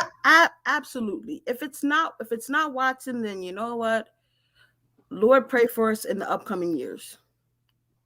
Because we don't right now at this moment, at this point in time on the timeline, we don't have an answer at QB. We don't have an answer. And that's just the truth. Like, if I gotta say each and every week I have to go in with Tua up against, 90% of the league, I'm not feeling too good about that. And if anybody wants to sit here and say that they feel 100% good about that, then hey, you must have like a really undying faith in this team overall. And it's crazy because I didn't see us at 1-6. This might all be coming from raw emotion after this. I mean, we haven't even been able to win at home, which is crazy to me. But it's sad that our best performances have been against the bottom. So that shows me that's where we are and that's where we belong. Because normally we can at least play up to competition. We haven't even been able to do that. Teams who are in that echelon have pushed us off that field, and we have been able to do nothing with it. And it's not on Tua, because Tua didn't play in every single game. Tua did not play against the Buccaneers, and Tua did not finish the game against the Bills. He started, but he didn't finish the game against the Bills. And I'm pretty sure when Tua got hurt, we were technically still in that game against the Bills. So, I mean, I'm not going to be the person to go out and say, oh, Tua would have beat the Bills, but we don't know, right? So, as a team, as a whole, right, we kind of see where we're at. And that's why I'm saying, like, for people who say, oh, Watson isn't going to 100% fix it, he might not 100% fix it, but he's going to make it he's going to paint it a little bit better. He's going to go outside the lines a little bit better. And to be honest with you, generally the great quarterbacks do that. They mask a lot of what your team doesn't have. Yeah. So I agree. It's not like our team has not gotten a turnover every single game. Like, they're getting turnovers. We're not capitalizing off of them. So it makes it look worse. It makes it feel worse, because it's like, okay, we give y'all the ball. What are you going to do with it? We're going right back on the field. Okay, sounds about right. Like when is the offense going to complement, the defense and what it's allowing it to do? Like, what's going on, y'all? If it's getting you the ball back on the opponent's territory and you're not getting points, we have a problem. I agree 100%. What's going on, fellas? What's up, Fissanity? What's good, gentlemen? What's good? What's going on, Damien? Hands up. Hey, fins up for what? I don't want to hear that. Fins up because Finsanity. NFL and we ain't get demoted to. I have a question, Finsanity, to ask you. I don't answer questions. What's up? Okay. They were actually booing Tua and asking for Watson, is what I heard. That's the is that what happened? So. They were booing. The offense got booed. Tua did not get booed. Okay. My thing is like as a whole, we're not going down this rabbit hole. At the end of the day, it was frustration from the fan. No, it was frustration from the fan base. We weren't moving the ball. And yeah, some boos might have, slipped out. But I mean, if you're frustrated, if you're a fan and you're frustrated and you've been out there and you want to, see your team win at home, and they're just, punting and punting and punting, eventually that frustration is going to spill over, right? Like do something. This is a horrible defense you're going against. There's no reason you should be punting this much. Well, I don't think the punts were as bad as most games, I'll be honest, because they were picking up first downs. It was the 2 bonehead interceptions that led to points. And then our defense gives you the ball, and it's not like you gave us the first down and then you turned it over. The very next play you throw an interception that they take back and then capitalize on a TD. You know what I mean? And then the takeaways that I have from the game is, going into the game, Tua still had my support, and I was trying to give him a chance. And you were texting me. And Man, it's just heartbreaking, especially when you saw what that hug with him and Marino at the beginning of the game. It gave me chills because I was like, I don't want to be that person. I want to give this guy a chance. And I'm just like, this game has to be the game where you give me at least two big yards, big plays with huge yards on it. You know what I mean? And it didn't happen. And so what I got out of it is the arm strength is not there. And I'm not saying it can't ever be there, but we're not going to see it this year. And you need that this year to be able to get W's. So we're not going to get it this year. And I don't know if we'll ever get it. You know what I mean? It's still always going to be a question until you see it. And we haven't seen it. It's not going to happen this year. So the trade needs to happen. It really does. It's like TD was saying earlier, and I've said this to a lot of y'all privately. The Deshaun Watson trade for me is about what you just get him on the team. It's about the future and having a bright future. It doesn't mean that he's going to be able to fix everything immediately, but at least you got that guy on your team. So that's all. That's what it's about for me. Is just get him on the team, quit BSing. You know what I mean? This game felt like it was a parting of ways with Tua, and I expect that trade next week. Like I think they're freaking out of their mind and crazy to expect the Super Bowl and not get that trade done. It's not happening with Tua. So you want to talk Super Bowl? It starts with the quarterback. You got to go get one. And so, and I don't think they lost Flores either. But go ahead, Damien. I know you want to say something. I would love to chime in. Yeah, Esther. So AJ Feely, Joey Harrington, Dante Culpepper, Chad Henne, Cleo Lemon, Ryan Fitzpatrick, Matt Moore. What do all of them have in common with Tua Tagovailoa? They're backups. No, but besides that, the average quarterback who has failed us is the Miami Dolphins fan base, man. It's time to put him in the same fire that you would do any of those ever do. Now, you got people in the comments who would say that, Tua overcome 2 interceptions. No, he put us in that situation where we had to overcome. And then Can I say something real quick? That goes with that. But before I forget, when you talk about those interceptions, bro, I live in Texas, bro, and for years, bro, I know Tony Romo's a good quarterback. But there's one thing that stood out to me about the Cowboys back in those days when they had Tony Romo that I would look at them and I'm like, do y'all not see what's happening? He was a good quarterback, made plays, bro.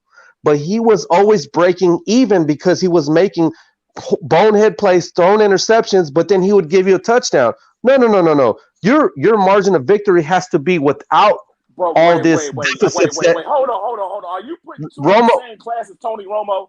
No.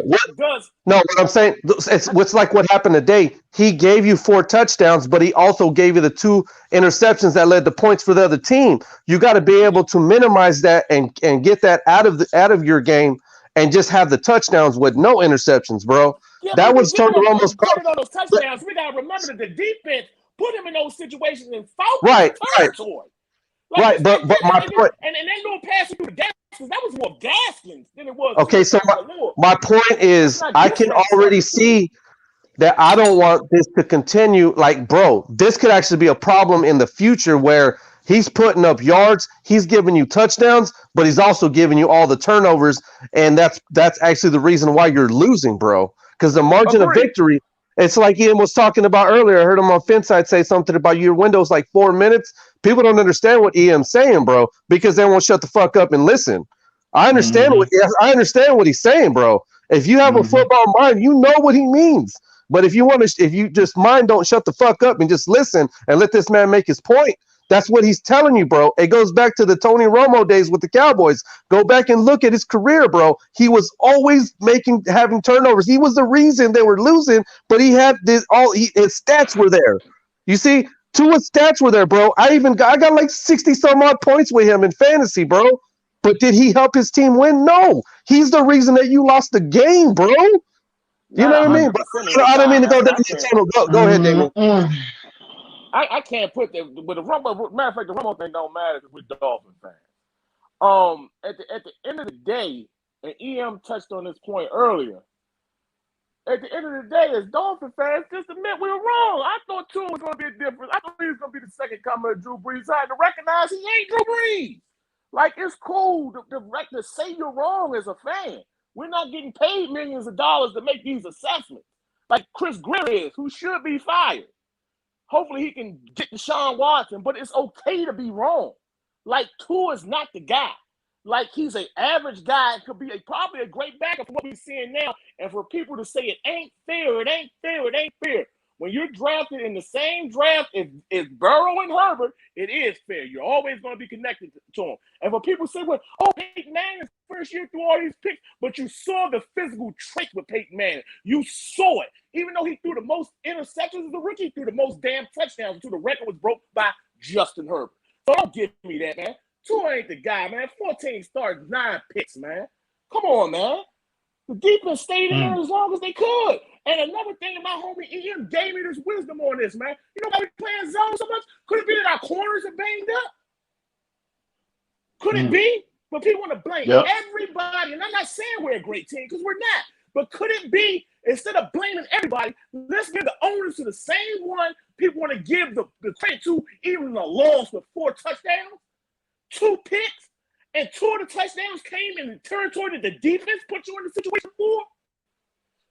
Man, you couldn't even see that blitz, and the blitz was coming. Like, everybody threw it, you throw it to a hot read, but he's locked on one damn target. He ain't in Tuscaloosa no more. Everybody wake up. It is what it is. We drafted a Detmer brother. We drafted a Joey Harrington. We drafted a Kyle Bowler, a guy that excels in a college system with everything around him. And we passed up on the second coming of probably Dan Marino. From where he's looking at Joe Burrow, I mean, he's having success as well. How many times we got to pass up on a guy for us to get it? Look at who we passed up on, Drew Brees. The part of the front office wanted to take, the year we drafted Tannehill, wanted to take Russell Wilson later in the rounds. We didn't. The owner wanted to take Lamar Jackson. We didn't. How many more years do we have to pass down? If you're a Dolphin fan, I'm a fan of the Dolphins. I don't give a damn. If it came down to it, I would get rid of Marino if it meant us getting the championship. And that's my favorite player. Hey. Orange, not for a player. Hey, I gotta get in here on this, man, because well, first of all, Esteban, stop cursing, man. You already know. Yeah. I'm sorry, bro. Second off, all y'all sound like some Tua haters, man. The man ain't even played a full season, man. Y'all tripping. Hey, can I say something real quick, man? What's up, Quinte? Quinn, what's good, homie? What's up, Quinn? on? How you doing, People sir? need to realize Joe Burrow played the same amount of games as Tua played, and he has flashed in every game. Yeah. And I'm getting tired of people saying, he only played this amount of games. I'm getting tired of hearing that crap. Hey, he just beat the top dog in the AFC. And Joe Burrow came off a bad knee injury. You saw his leg twist on the floor. Horrific. Fact. And he come back and he's slinging that rock. I do not want to hear the excuse committee come up with excuses for Tua. I'm getting tired of hearing that, man. I'm sorry. I'm tired of hearing it. The excuses are running out, and that's the problem for some of them. The excuses are running out. And what kills me is they don't want to even entertain the option of upgrading the position, but they want to upgrade every other position with rookies or second-year players. And it kills me. It's true. I'm gonna say one more. The team is not as bad as people make it out to be. They're not. Because if you had Fitzpatrick playing quarterback, we'll be 4-2 or 5 whatever. We would have won more games. Maybe 4-3. Because I'm gonna say this: even the Buffalo game, we was in the red zone 5 times. We didn't score not one time. Facts. I'm telling. That's what I keep trying to. We could have been undefeated if we had Watson. Think about it. Only team we could have possibly lost to was Tampa Bay. That is it. Other than that, we would have been. We would have had one loss, dude. God, I'm getting tired of people with this. Oh, Watson, this and this and that and the other. I'm just getting tired of hearing, or they're talking about his allegations or this. They love to bring that up, but nobody brings up.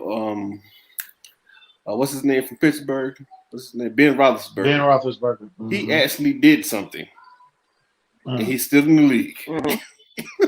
So I don't get tired of people talking about that. It's alleged that he did something. Alleged. This is a young man.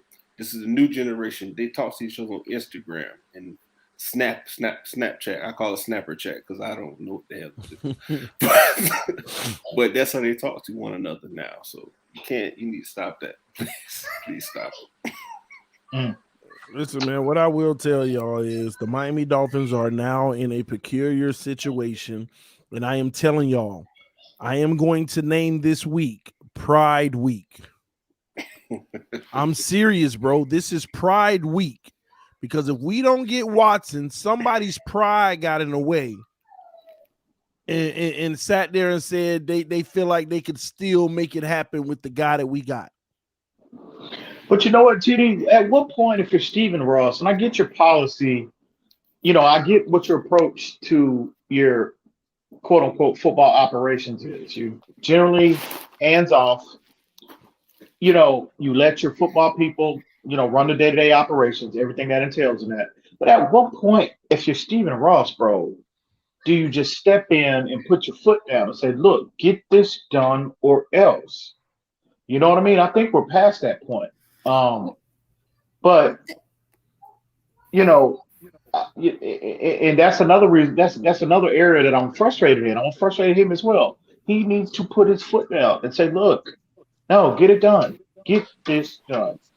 I got a question for the whole panel. So obviously we're trending in the wrong direction as a team. I don't see Flo leaving or them letting him go. But do y'all think Chris Greer? The reason I'm saying this, I need to make a statement when I get done. Do y'all think he makes it to the end of the year? Because we just talked about Tua Greer. Because look at Kyle Pitts going off today, and Jamar Chase just set a rookie record, bro.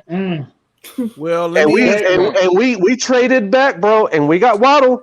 I'm just saying. Well, both of them did. Both of them are making history. Pitts and Jamar Chase. Well, they're both making history. Said that Chris Greer today told them that he has zero concern about losing his job. Yeah, I saw that.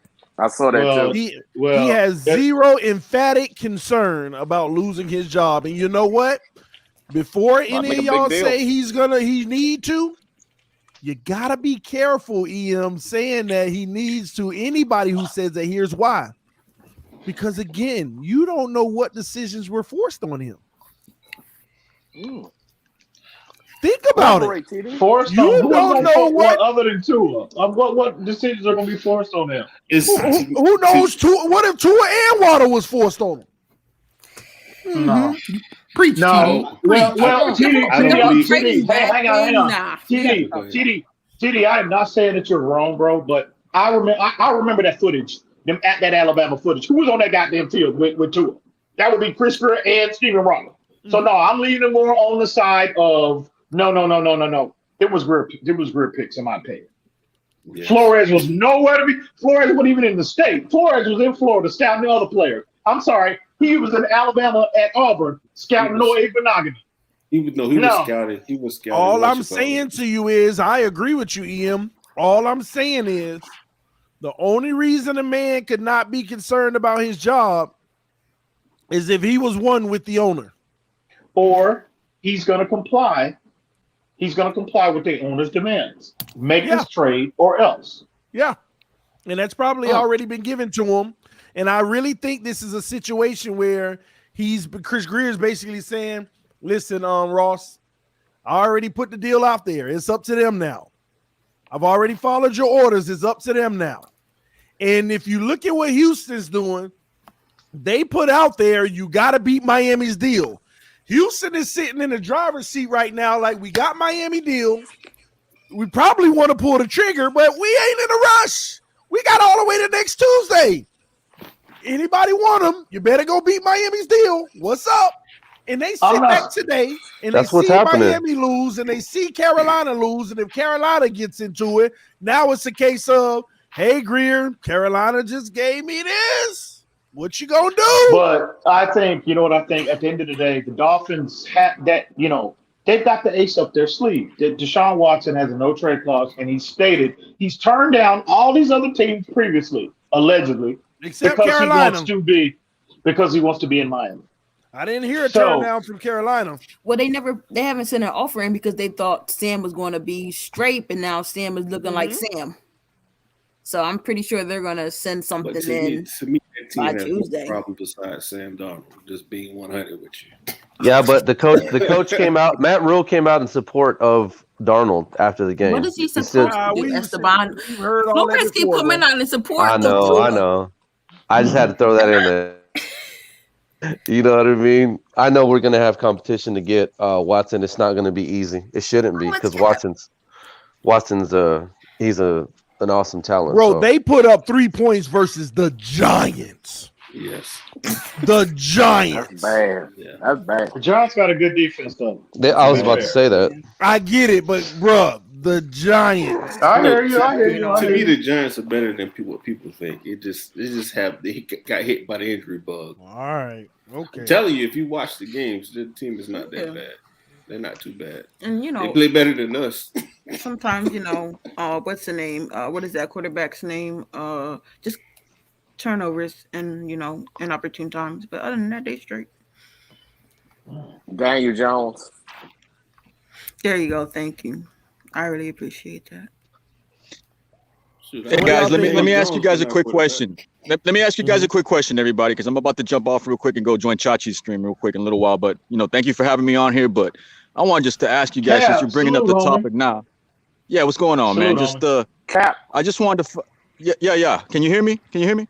Yeah, we hear you, bro. Absolutely. Yeah, no, I just wanted to. You guys are touching now about the situation with the Waddle connection and how we catered to Tua getting his ex-teammate, how we catered to the RPO, how we catered to Charlie Fry. I mean, at the end of the day, man, like you guys said, the excuses are starting to run real thin, and the baby coddling just really needs to stop at this point right now, man. Like the proof is in the pudding.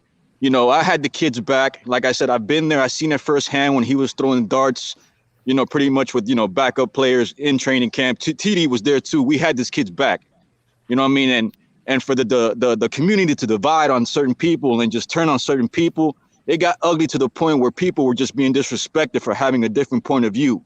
And you know what I'm saying? Like Pete right now, everybody was dogging Pete, man. But at the end of the day, I don't see nobody apologizing to Pete right now. You know what I mean? And for this to be happening, even if it's a rumor or not, you know what I mean? Like the proof is there, guys. Like we don't need to make any more excuses, man. We need to wake up as Dolphin fans, be there for each other, support each other, and we get through this, man. But at the end of the day, man, if everybody's quick to give up on the coach, everybody's quick to give up on the team, then let the kid go somewhere else and be happy. Stop being selfish. You know what I'm saying? If you guys don't have hope in this team, let the kid go, because obviously it's not working here. Hey Pat, I'm sorry, Cap. I'll ask you this question, bro. So, do you officially want Watson, bro? Because you still ain't stated if you want him or not. Bro, that's the thing. Look, I know you're looking for an answer for me, bro. And I've been telling you this for 8 months. I'm about the Dolphins, man. You guys need to have you need to have that selective amnesia like me, bro. Forget about everything else and start worrying about the logo. I've been telling you that for 8 months, almost a year, bro. You guys need to stop getting so sentimentally attached to these players because they don't care, bro. The same way they don't care about the fans, we should not care about them at the end of the day if they're not producing. Real simple. But it's a business. Yeah, it is all about the logo, but you need the right parts for the engine. Yeah, you know what I mean? I understand that. But at the end of the day, this is the kids' game and it's a business. It has to be done in a certain way that makes sense for us as fans. The quarterback position is the biggest part of the engine that we're not getting to work. You feel me? Boy, who is this ex-Tuanier, man? I don't know who this is. 21 years, no playoffs. 21 years, no playoffs. 26.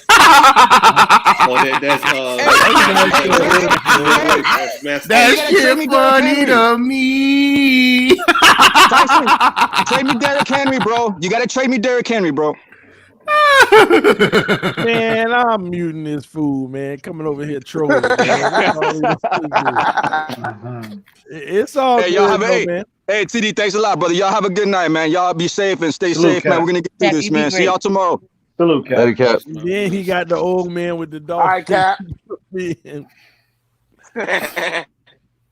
Man, what is Tua's trade value right now? 4th round pick? No. Nah. You get a 3rd. Nah, he's a 2nd round pick. He's a clear 2nd round pick. I think you can get a 2nd. Yo, I got a question. Why haven't none? There's one person y'all have not brought up yet. And that's the owner. Y'all have not brought up the owner yet. What is there to bring up? What do you mean? You guys is all about the logo, but who owns the logo? The very owner that has it. What? How long has Stephen Ross owned a team? What? 2 decades?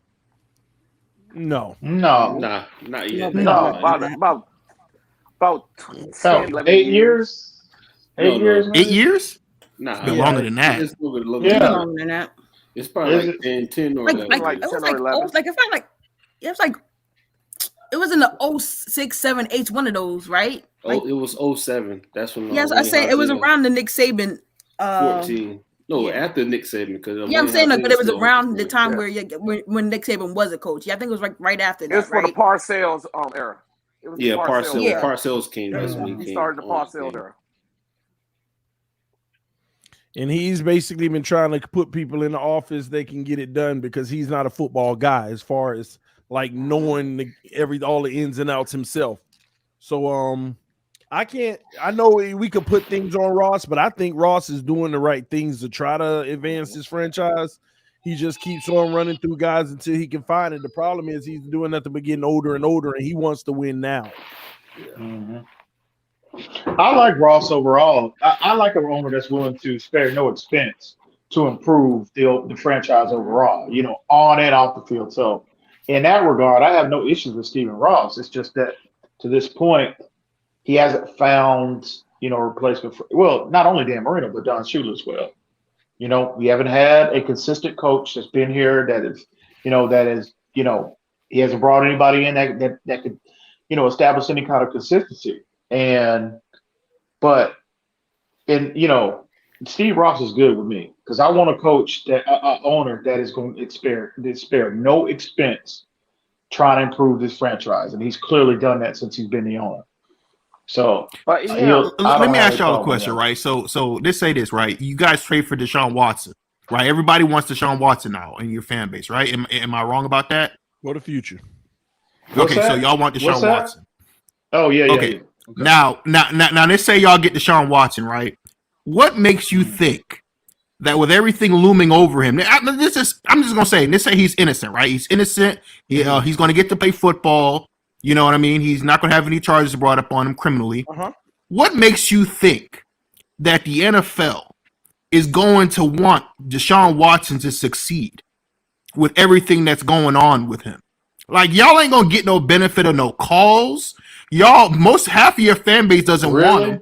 I listened to a podcast of the Dolphins last week, and the guy said he's done with the Dolphins if y'all trade for Watson. Like morally, that would be like what? See you later. This is my issue. This is my issue with this. Hold on. Shit, you probably know this podcast. It's on iTunes. Give me a second. The 3 yards per carry. Listen. You were 3 yards per carry. Those are individuals, and again, I'm not saying everybody, but a lot of those individuals that harbor that type of mentality towards him already. We hadn't even made the trade yet. Those are the ones that are emotionally invested in Tua. And they don't want to get out of that. They don't want to move off of that. They want Tua to be the guy. And I get it. I understand that. I'm still there. But at the end of the day, bro, you got to, the tape don't lie. And I want that position needs an upgrade. It has an opportunity to get a clear upgrade right now. If you're the Dolphins, I'm sorry, you don't hesitate. You do not hesitate 1 minute to pull that trigger and get him. And I ain't worried about it. The podcast is called 3 yards per carry. I told you 3 yards. Yeah. Let them go. Let them go. Bye. Bye. I'm gonna say something about those. Bye. The dude's been. Oh wait. You say bye. The dude claims to have been a Dolphins fan for damn near over 25 years. So you're just gonna say bye to the fans that's been loyal. Guess what? A lot of like that's been suffering and because he doesn't want a accused and I'm gonna say this, an accused rapist of 20 plus women doesn't want him to be the face of a franchise. You just gonna say screw him? I'd rather just have Deshaun Watson. Like that's how desperate y'all are. Listen, these are the same people who turn a blind eye to when Xavier Howard got arrested. Yes. These are the same. Yeah, but there's a difference. There's a difference. That's completely different. Being accused of rape and whatever Xavier Howard got arrested, well, that's completely two different things. You mean to tell me somebody who actually gets arraigned versus somebody who had? And first of all, let's get something straight. Deshaun Watson has not been accused of raping anybody. He hasn't, bro. He hasn't. Let's get that straight. That is a narrative that's going on. That's just a lie. He has not been accused of raping anyone. They have filed criminal charges for indecency. And they have the allegations right now against but my bad. I don't know why I said charges. The allegations against Deshaun Watson is sexual misconduct, domestic violence. There ain't no domestic violence. That was Xavier Howard who got arrested for it. Yeah, but there's a difference between a cornerback on your team and a face of your franchise. Yeah, but once again, Xavier Howard's never the face of the Dolphins franchise. Once again, he hasn't been charged with rape. What are you talking about? You people out here with this rape conversation making it look worse. It's not the case. But I'm telling you what everybody else thinks. I'm not telling you what you got. You know, I'm telling you what it looks like to the public eye. I can't control ignorance. I don't care how deep the ignorance goes. I can't control that. That's why we're sitting here saying, "Who cares? Let them go." Bye.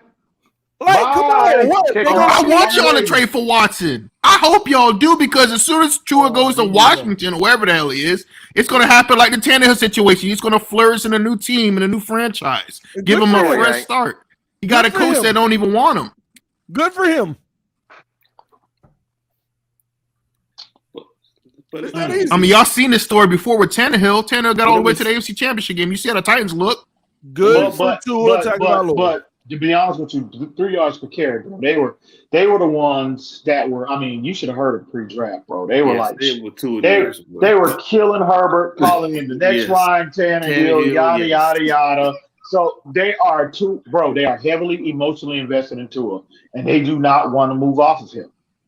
So that's where that comes from, I think, in my opinion. So I could care less. My thing is to them and anybody that has the mindset that if we acquire a top 5 talent at that position, and first off, the man hasn't been.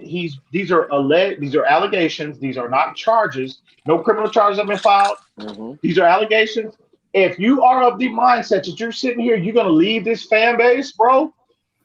If we acquire him, just like I said to them, this goes for any of y'all. Bye. See ya. I also heard that there's rumors that if Deshaun Watson gets traded to Miami, there's a ton of women groups planning on protesting whatever he plays next. Let them protest. There are people who protested for Michael Vick in Philly. They stopped complimenting. Yeah, but Michael Vick actually paid his pendants. Like, he literally went to prison for 2 years. Yeah, but you gotta. Deshaun ain't been found guilty or nothing. So what do you gotta pay for if he ain't been found guilty or nothing? I'm just saying it ain't going to be a good look for your franchise. Man, you know what it looks like from the outside, bro. Hold on. Guess what? One at a time, y'all. One at a time. Hold on. Let's get something straight. Go ahead, Yim, and then I'll say. Listen. In terms of the picketing, bro. And again, I want to be clear. If Deshaun Watson is out, if he violated any of these women, he needs to be dealt with. Exactly. At this point, based off the intel that has been made public, we cannot come to that conclusion right now. So with that being said, bro, in terms of the picketing, let them picket. They were picketing the Miami Dolphins organization because of Stephen Rock's affiliation with Donald Trump. How did that work out? Did he let that influence him in any way, shape, or form? No. So I'm telling you, those women those women with the lawsuit, they're going to wait until Deshaun Watson is literally ready to suit up before they go criminal charges, That's bro. fine. The move is for the future. Just like Brian Flores said about Gruden, he believes in forgiveness. That's all I care about. And another thing, let me say this too. That's right. With Watson, our image can't get any worse than it is now. Yeah. Let's get something straight here. It don't get no worse. People picketing. It's Miami. It don't get no worse than it is now anyway. is what it is. On the football field, maybe not. Well, that's where it's supposed to matter, on the football field. That's where it's supposed to matter. All that other stuff, it works itself out at the end. If he's guilty of something, it'll work itself out at the end and he'll pay his price. If he not, it'll work itself out at the end and he'll play football. I don't get it. I don't care nothing about all of that. At the end of the day, if he did something wrong, it'll rear its head, and whatever happens, happens. That's on him. He got to pay the cost, not me. I just sit back and I identify what happened, then go from there. But as of right now, I want Deshaun Watson in Miami as soon as possible, playing games, and we'll deal with all of that later. But just like Flores said about John Gruden, is the same way I feel about Deshaun Watson. If that trade, they're not making that trade. If they're not going to make that trade, Ross is not going to make this investment on Watson if he has just a feeling that something's going to come down on Watson. If they make this trade, bro, it's because they put in the time and found out that nothing was going to happen to him. So that's just a problem for the rest of the AFC East, bro. I know where the question's coming from. You don't want him in Miami because you know what's going to happen. No, I actually want him in Miami. I want y'all to trade for him. Hey, didn't Mark Walton? Be careful what you ask for because it might happen next week. Hang on, didn't Mark Walton have multiple? Didn't Mark Walton? I want him so bad in Miami. Hey, hang on. Didn't I mean, Mark y'all season is Walton- over with anyway. It really doesn't even matter. This season's over with. So's y'all's. We're actually one game out of 1.5 games out of division. So, and we're literally one game behind. Thank you. So, to the panel. Didn't Mark Walton have multiple domestic violence issues in the past, and we still brought him in? I know at least one. I know that. Where was the picketing at that point? Yeah, you're right about that. I'm trying to hear none of that. And nobody picketed Ben Roethlisberger, and he was accused of that. And I have no people who went to college with this man. He was a sexual deviant in college. And he still has a 20-year NFL career. So I don't want to hear that crap. I can go into another situation where I have a problem with it, but I'm not going to go there. And also, Dante Stallworth killed a woman. Yes, you're talking about players that are not a face of a franchise. And also, can I go? Ben Roethlisberger was the face of Pittsburgh Steelers. So he's a sexual deviant. Ricky Williams quitting smoking weed. We survived bully game. We survived offensive line coach blowing lines in practice. We'll be fine. Super Bowl wins clear everything up. Man, and every time anybody brings Roethlisberger up, they bring up those allegations. But they don't. I don't see them bringing that up on NBC Sunday. They don't barely bring it up. I know, right? Do not. I can go into why they don't. I mean, that thing happened a decade ago. Okay, but I'm gonna say this to you, bro. I mean, that was a long ass time ago. I can see why people would seem to forget. And that's the point. This too shall pass. Yeah.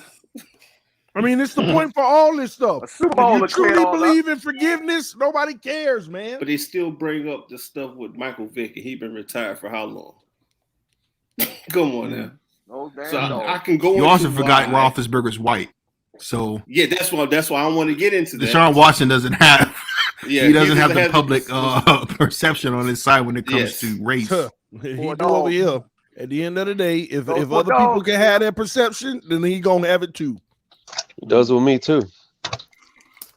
People can have that. All I'm saying is, if you guys get Deshaun Watson, he's not going to get any benefit of any calls, late hits, flags, none of that is going to go his way. That's fine. What is that? He ain't gonna throw them picks today. So the NFL is going to make him pay. That's all I got to say about that. NFL is going to make him pay. So you think Roger Goodell is going to go to the ref, the refs union? No, it has nothing to do with that. The referee's going to have it in the back of their mind. We ain't throwing a flag for this rapist. And let's make something clear. Let's make something clear. That's funny. Let's make something clear here. The NFL, the NFL is gonna owe Watson. You know why? Because he's gonna take all the attention away from that Washington debacle that they know they all could go down for. So they're gonna owe Watson. And that to me is a much more serious issue. That's than way this. more serious. Because this affects that situation affects other people, other more powerful people outside of the NFL. That is a so much more serious issue. Yes. So that's a good point right there. Because that's you a can good look point. at a lot of things they said in those emails. They're showing cheerleaders' cleavage and all that stuff, and they're laughing about it. That's a lot of things you can see. That's the difference. See, you you talk about an owner who basically threatens women's jobs. Yes. And if they don't pose nude for these pictures, they could be fired. Not a single one of Watson's reports was him saying, if you don't do this, this will happen. Take it further. Everything in Watson's situation was clearly him making an advancement to a woman, which isn't illegal. And some of them they felt uncomfortable about. Facts, CD. Let's get that straight. Nah, there was more stuff in there. Well, name it. Okay, he showed himself. Some more stuff. He blah blah blah. He showed himself. He this and that. No, he groped one of them. Yeah, but did he give anybody an ultimatum? Did he forcefully give anybody an ultimatum like what's happened in Washington? Right. Basically gave him no choice. Some of these women came, left, came back. You talk about choices? And I'm still not excusing nothing about Watson, but all I'm saying is, do not tell me what's happened in Washington is even close to this. That was straight up. You do this, or you can lose your livelihood. And then your owner have a tape destroyed from his criminal activity. I'm telling you, are you picketing? Where the picketing in Washington? I know, right? They got enough now to, and that's the crazy thing. They got enough now to already picket. Yes. And another thing, where was the picketing in Houston? Facts. Nobody. During the pandemic, wasn't it? No. When Deshaun Watson showed up to camp this year, when he showed up to camp, where was the picketing? Bro, I live in Texas. They still want Watson. The Texans fans still want him, bro. No, that's a lie. I'm telling you, bro. The man showed up to camp on day one. On YouTube, they do not want Watson. The fan showed up. I mean, Deshaun Watson showed up to camp day one. Where was the picketing? And if they picket in Miami, it's more political than you think. First of all, why would the fan base want him if he done told them that, like, I'm not even going to be here? Yes, some might be like, oh, Watson, like, what's the name? But some of them have made their peace with, like, he ain't playing for us. Like, he's really about that life. But the picketers, it don't matter who you want to or who you don't want to play for. If they really convinced about this, they show up anywhere he shows up. They show up and they make it known that they're unhappy. Where were they when he showed up to camp? He was only at camp for that one day. Where were they? Every day. Let that man get traded. And he wasn't Miami. even there at the beginning of camp. He was there for one day. And then traded to Miami at 9 in the morning. They'll be there at noon. TD, hang on. What's the excuse? Why are they picking outside the facility now? He's been there every day, working out every single day. Yep. Where is the picketing now? What's the excuse now? Most people don't know that. I'm trying to hear that, man. Most people don't know that Deshaun Watson has showed up to the facility every single day working out, and they got him separate from the team. Every day he has been working out. On Friday, he left early, and the reporters say they thought it was weird. But whatever. But he has showed up every day to camp. Where are the picketers? Where are the people protesting? I want picketing for Gillette. They ain't gonna be vocal until he actually gets on the field. You know that. Where's the picketing with the? Let me tell you why. Let me tell you why that's for the crap. Patriots. If they trade for him in Miami at 9 in the morning, they gonna have people there by noon. And it's gonna show his political. It's gonna rear his political head. I'm telling you. I'm gonna be one of them people. I'm gonna be picketing too. Then there yet. Well, I'm sure you will because make sure you stop by. Make sure you stop by. Make sure you stop by Robert Kraft massage parlor when you're down there. Yeah. He was found innocent of those charges, sir. Hey, he was. He paid off the judge. He paid off the judge. Because I thought that was a sex trafficking ring that was involved. No, that was they he's blown out of proportion. See, they had tape on that man. They had tape. Yeah, on but him getting a hand me he still down, got out of it. him giving a hand me down to Masood, like this, completely different. He wasn't forcing them to do anything. How? How did he force him, bro? Did he physically force him? Did he physically restrain anybody? Did he physically take somebody's face and put it in his groin area? Did he do that? We don't know. Where's the evidence of that? Nope. Where's the testimony? We're going off of the reports. Where's the testimony? You know, all the reports are available for you to read the allegations, right? It's right online. I've read the reports. I gotta look at them again. There's some disgusting stuff in there. So, but there was some disgusting stuff that they did to him. But did you hear anything forcefully in there? No. I saw the girl crying when she was interviewed about it. Yeah. What girl? Unless she's just faking them tears. Wait. What I don't know what she was doing. I'm just saying. The white girl when it first happened. It's on YouTube. You can look it up for yourself. You see that? She talks about it. She was crying the entire press conference. I was just about to What do you mean, and? So what is it? Wait. What is she supposed to do? Jump through hula hoops? And she's talking about the situation. What is she supposed to do? So you're saying that 22 women lied? You're saying every single woman lied? Is that what you're saying?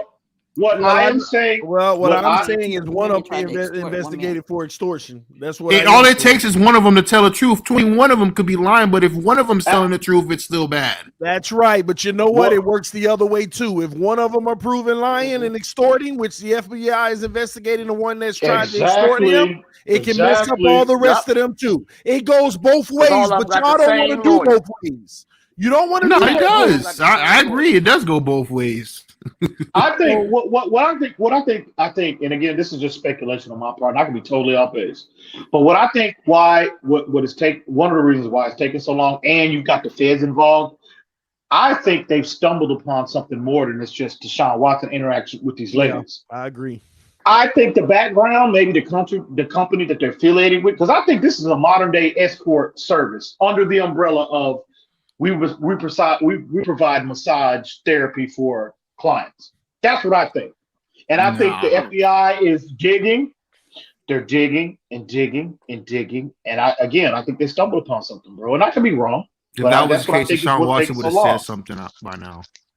No, not necessarily. If they were prostitutes, then why wouldn't they just get the money and not? Bro, that makes no sense. Bro, they would have put themselves out and got money for when they were with Deshaun Watson, besides of accusing him of sexual misconduct. First, hold on. Now you're tripping because this is actually a game that is played all in this country. Okay? Bro. These are rings that are played all in the country. I mean, come on, not to even get on rappers, but rappers glorify this. I got 50 chicks that I send with you, that I send your way, but they coming back for that money. And they giving me a phone call letting me know you sleep, coming in taking your stuff. Or if you don't comply and it ain't a good idea, they're gonna hit you with the extortion. I mean, this is something they even glorify in the community, which is ridiculous to me. I'm not saying that's what's happening here, but this is why in today's climate you cannot rule anything out. There are women out here in this world that are operating this way. They are literally, they have rings of where they're just getting flown out. And that main one guy is basically saying, oh, they're not giving you the money. All y'all going to yell extortion. And Instagram, Instagram is just a method. And I'm not saying everybody does this, but we can't ignore the fact. We can't ignore the fact that a lot of these women on Instagram, that's how they advertise in their business. And their business could be escort. They provide services for people. That's the oldest business in the world. It wasn't the Texans connected with Washington with all this stuff going. Oh, we ain't about to start putting up boards to figure this thing out. But, but it's a deep web. It's a deep web, man. Nobody's paying attention to all. But but Deshaun Watson needs to, at the end of the day, as of right now, what's been presented evidence-wise, we'll see how that works out. But he got to be smarter than that. I hope he's learned from this, not to put himself in a situation like this to where I agree with Shannon Sharp 100%. Shannon Sharp said he don't even let Shannon Sharp said when he on the road, and he said when he's on the road now, and even as a player, he don't even let the cleaning ladies in the room while he's in there. He put everything on the outside, and then he'll wait. Then he'll tell them, "Wait, let me come out, and then you come clean up or whatever, and then you come out, then I'll go back in." It's just the climate that we're in right now. It's just a it took him situation. 10 years to trust him to that degree. Yeah, man, Because it's in this world, he was misaccused. Yeah, he was wrongly accused. Bro, people are starving out here, bro. And when you starving, you will do, for the most part, a lot of people out here, bro, they will do anything for $1, bro. Especially for hundreds of thousands of dollars that these players and athletes have access to. $100,000 is nothing to Deshaun Watson. And I've heard some of these. I'm not ruling out nothing. I've heard some of the interviews of women who did not join the lawsuit and did not file charges, who were also people who were flown out by Watson. And all of them just about say, yeah, he may, make an advancement or say this or say that. It's just, that's what people are doing. I mean, and it's not a crime to basically tell somebody, in a lack of better terms, I want you. Whatever, however you want to put it. And there are women who have done interviews and said, yeah, he made an advancement at me. I said no. He was very nice about it, and it was what it was. And there was some women that actually came out. Yeah, he made an advancement with me.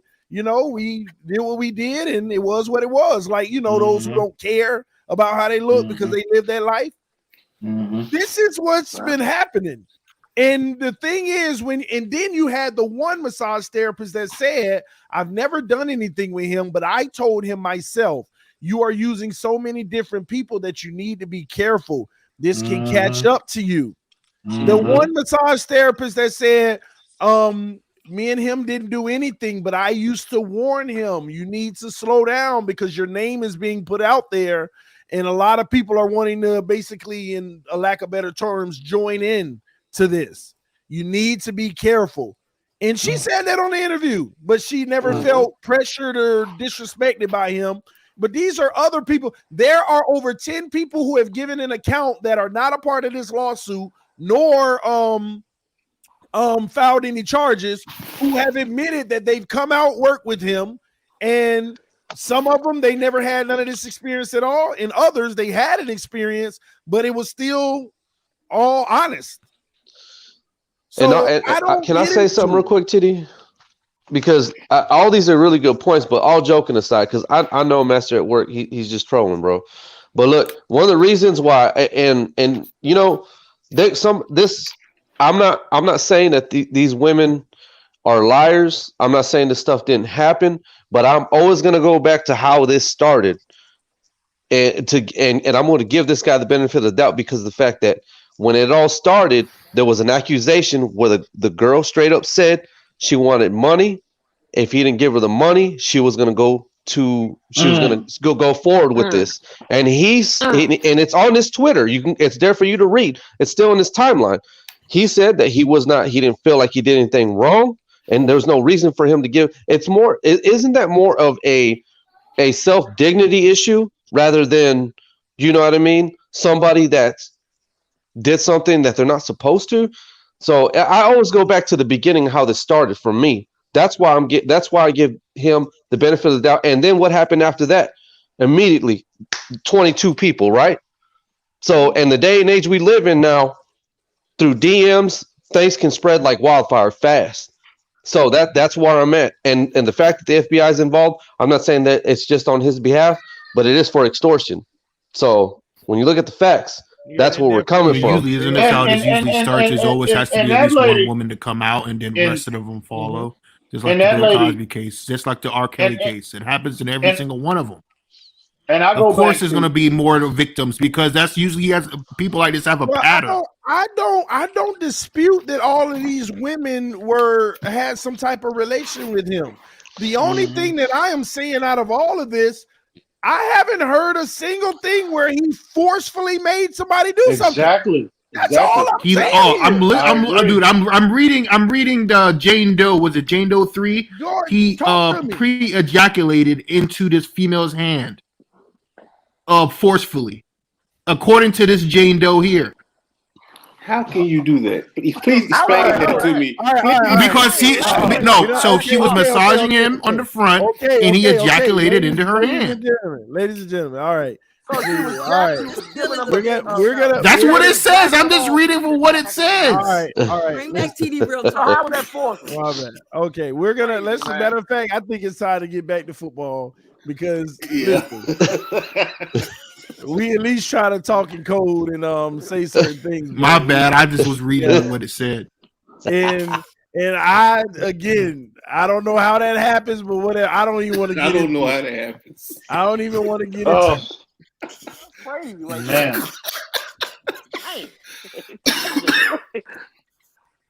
But on a good note, Miami Dolphins fans, on a good note, the Colts are beating San Francisco right now. So because we have San Francisco's pick, and to be quite honest with you, they ain't far off from us. So all these people mad because we ain't gonna have our own draft pick. We still got time to salvage that. At the end of the day, we just got to end up better than San Francisco this year. It's going to Houston. Huh? It's going to Houston, so we ain't gonna have the San Francisco pick either. Well, I see what you're saying. It's going to the quarterback. Let's be honest. Oh yeah. Yeah, come on, lose San Francisco. Houston gonna be like, that San Francisco pick still looking good. That pick looking good. Yeah, it's going to Houston. Listen, I think you guys can beat Buffalo next week. Actually, I need you guys to beat Buffalo next week. I need two. Why you saying that? Listen, everyone bitching about, I never bow down. I swear to God, if y'all beat Buffalo next week, I'm bowing down. Ain't nobody want to hear that. I thought you just do it because you're supposed to. Oh, why don't you do it right now, bro? Listen, come on. Why would I bow down to 2 now? We just lost to the 2 worst teams in the league, and we gonna beat Buffalo now. I would love that. We all beating Buffalo. We all would love it. You know what? I'm gonna say this live right now, and everybody gonna get mad at me. Listen, I am not finna sit here and co-sign for further misery. If we don't sign for Deshaun Watson, trade for Deshaun Watson this week, I don't care what happened as long as we get him next Tuesday. I don't care if we lose 70-0. I don't care. I am not finna sign up for long-term misery all over one game. Let me ask you this, TD. Signing up for long-term misery over one game. Let me ask you this as well as the panel. So if Tua, hang on. If Tua comes out, goes into Orchard Park, we beat Buffalo, and he plays outstanding, would that cause you to pause a little bit on moving off of him at this point? Absolutely not. Nope. Bro,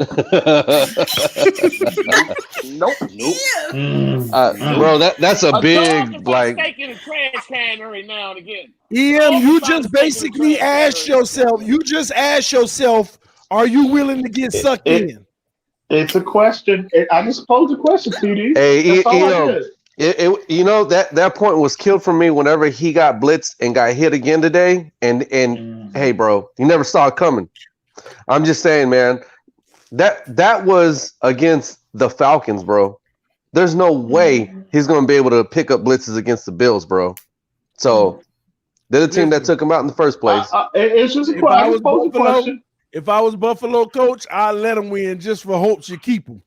I just posed the question. That's all. That is funny, man. That would be funny. That's no. He got to go. So what's the percentage that you guys get Deshaun Watson before the trade deadline? I still say 50-50. Oh, no. 90%. I still say 50-50 because the deal is out there. We already made the offer. I think it's like 70, bro. They waiting on another suitor. Man. 80. Let me help y'all. Let me help y'all understand something. Here's the problem that the Miami Dolphins have. We have given our offer. Y'all need to understand we are not going to go up on that offer. We have had the best offer, and Deshaun wants to come to us. If there's another team that he'd be willing to go to and they give a better offer, the Miami Dolphins, Chris Greer, is not going to go up on his offer. That's what y'all need to understand. It's just our offer has been the best and everybody else has been out. You think so, too? You don't think he would? Bro, come what on, if the Eagles offer 2 first-round picks? If that's the case, offer that. He already They've turned offered the Eagles that. down. Steven Ross needs to They've fire already his ass offered right that. then and there. He already turned the Eagles down. TD, you don't think Chris Greer would, if it's required, you don't think Chris Greer would up his offer, bro? No, you know why? Because we could have already had the deal done if he upped the offer. You would have Yeah, had but no, maybe it's because they know Watson is going to veto any other trade possibility, bro. Not any other trade, because the few teams that he probably would be willing to go to hasn't gotten put in there hasn't gotten in the race. But tomorrow they'll be in the race officially. Well, I don't think so. I think everybody knows, and that's as close to the situation.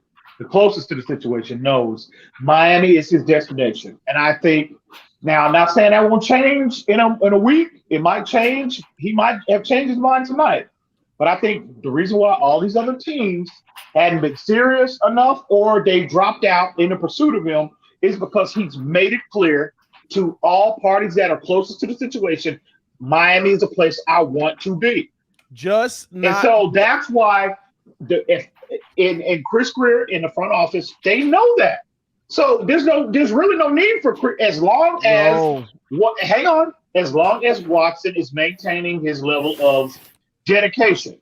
I want to go to Miami. So that's your assumption. You don't need to sweeten your deal. You don't need to. No, you're making an assumption right here, and that's why words are important. The slightest little word. You are operating under the assumption that Miami is where I want to be. Period. This is what he said. Hold on.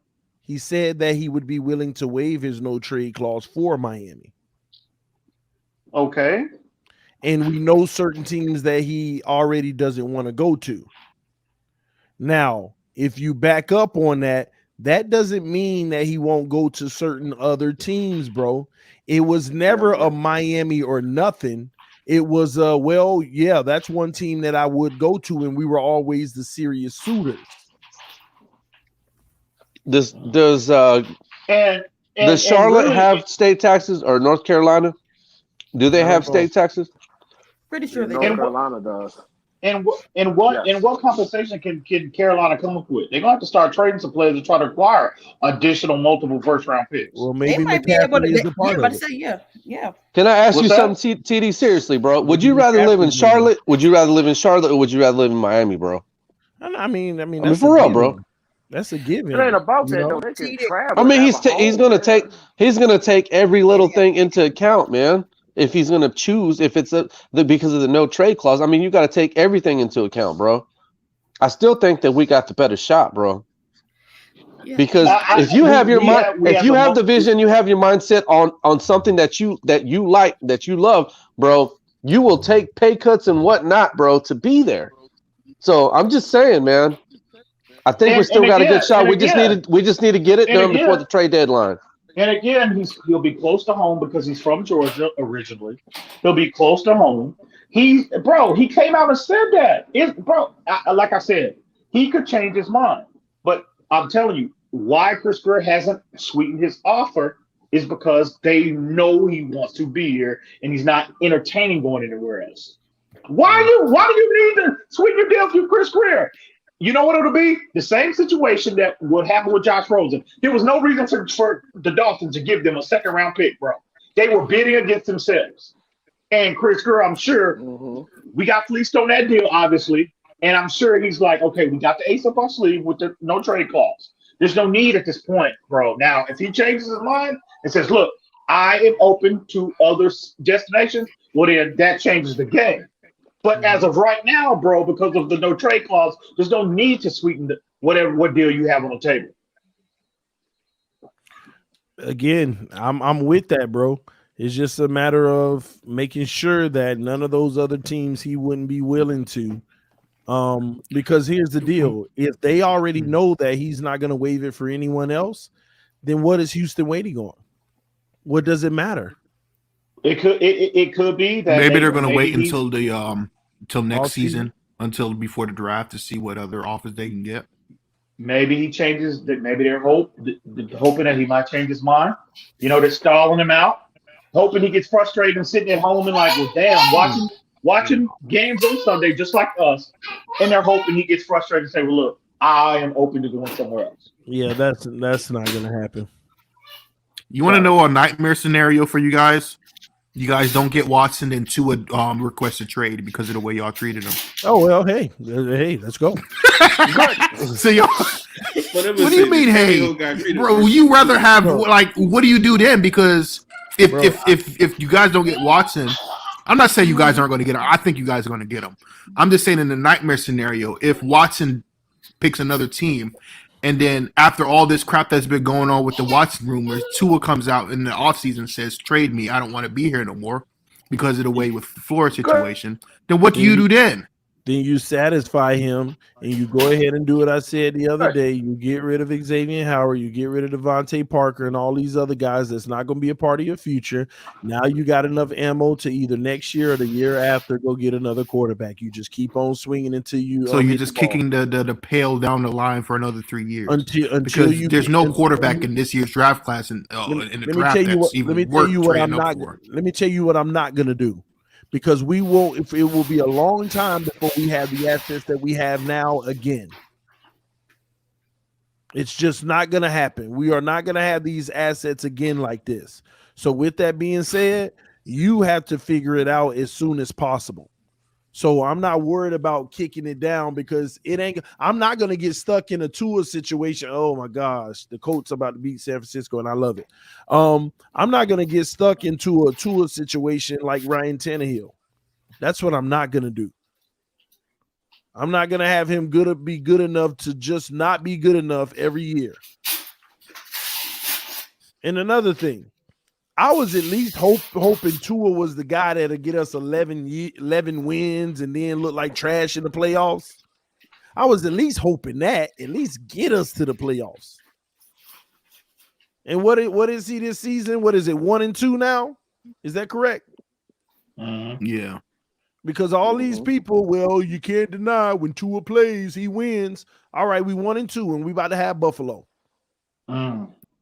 All I heard was Tua was 7-3. 4 picks. Well, before he came back, we win with Tua, but now he's 7-5. So he's 85 now because he beat that team the first game of the season. Okay, yeah, he beat the Patriots and bums. You know what I'm talking about, right? Yeah, I keep on forgetting about Why that. we But, hey, at least you guys beat us. Huh? At least you guys beat us, though.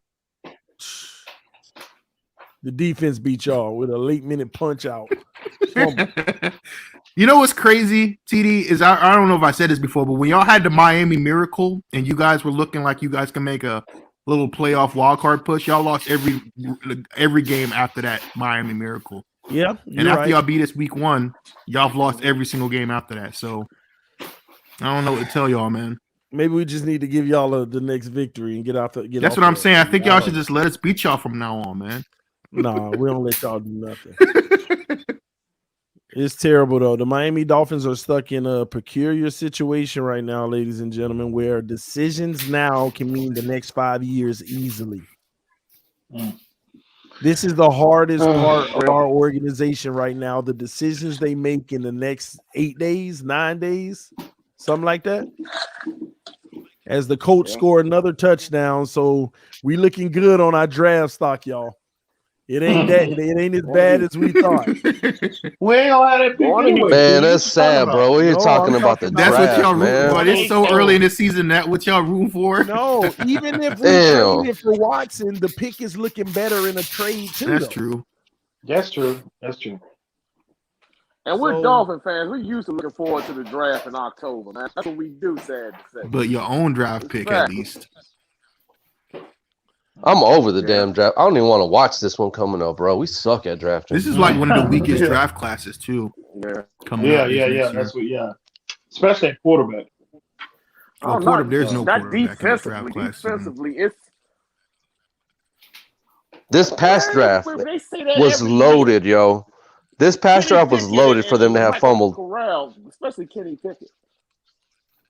It must suck to look at Joe Burrow the way he played today and be like, "Damn, if we could have traded up and got Joe Burrow," because that's what the rumors were. They tried that y'all were going to trade up and get Joe Burrow. We tried to get Burrow. We tried. They wouldn't come And the off Bengals were smart then, right? The Bengals didn't want to get. And see, look, and another thing too. Another thing I'm frustrated with Chris Greer is this, from his standpoint. Allegedly, You wanted to give up 4 first-round picks to trade the number 1 to get Joe Burrow. What the hell are you waiting on, my friend? I mean, really? True. I mean, allegedly, it got up to 4 first-round picks to trade up the number 1 to select Burrow. What are you hesitating on? What are you so worried about? You were willing to do that for Joe Burrow, but you're not willing to do that for a all-pro top 3 guy at that position? What are you waiting on?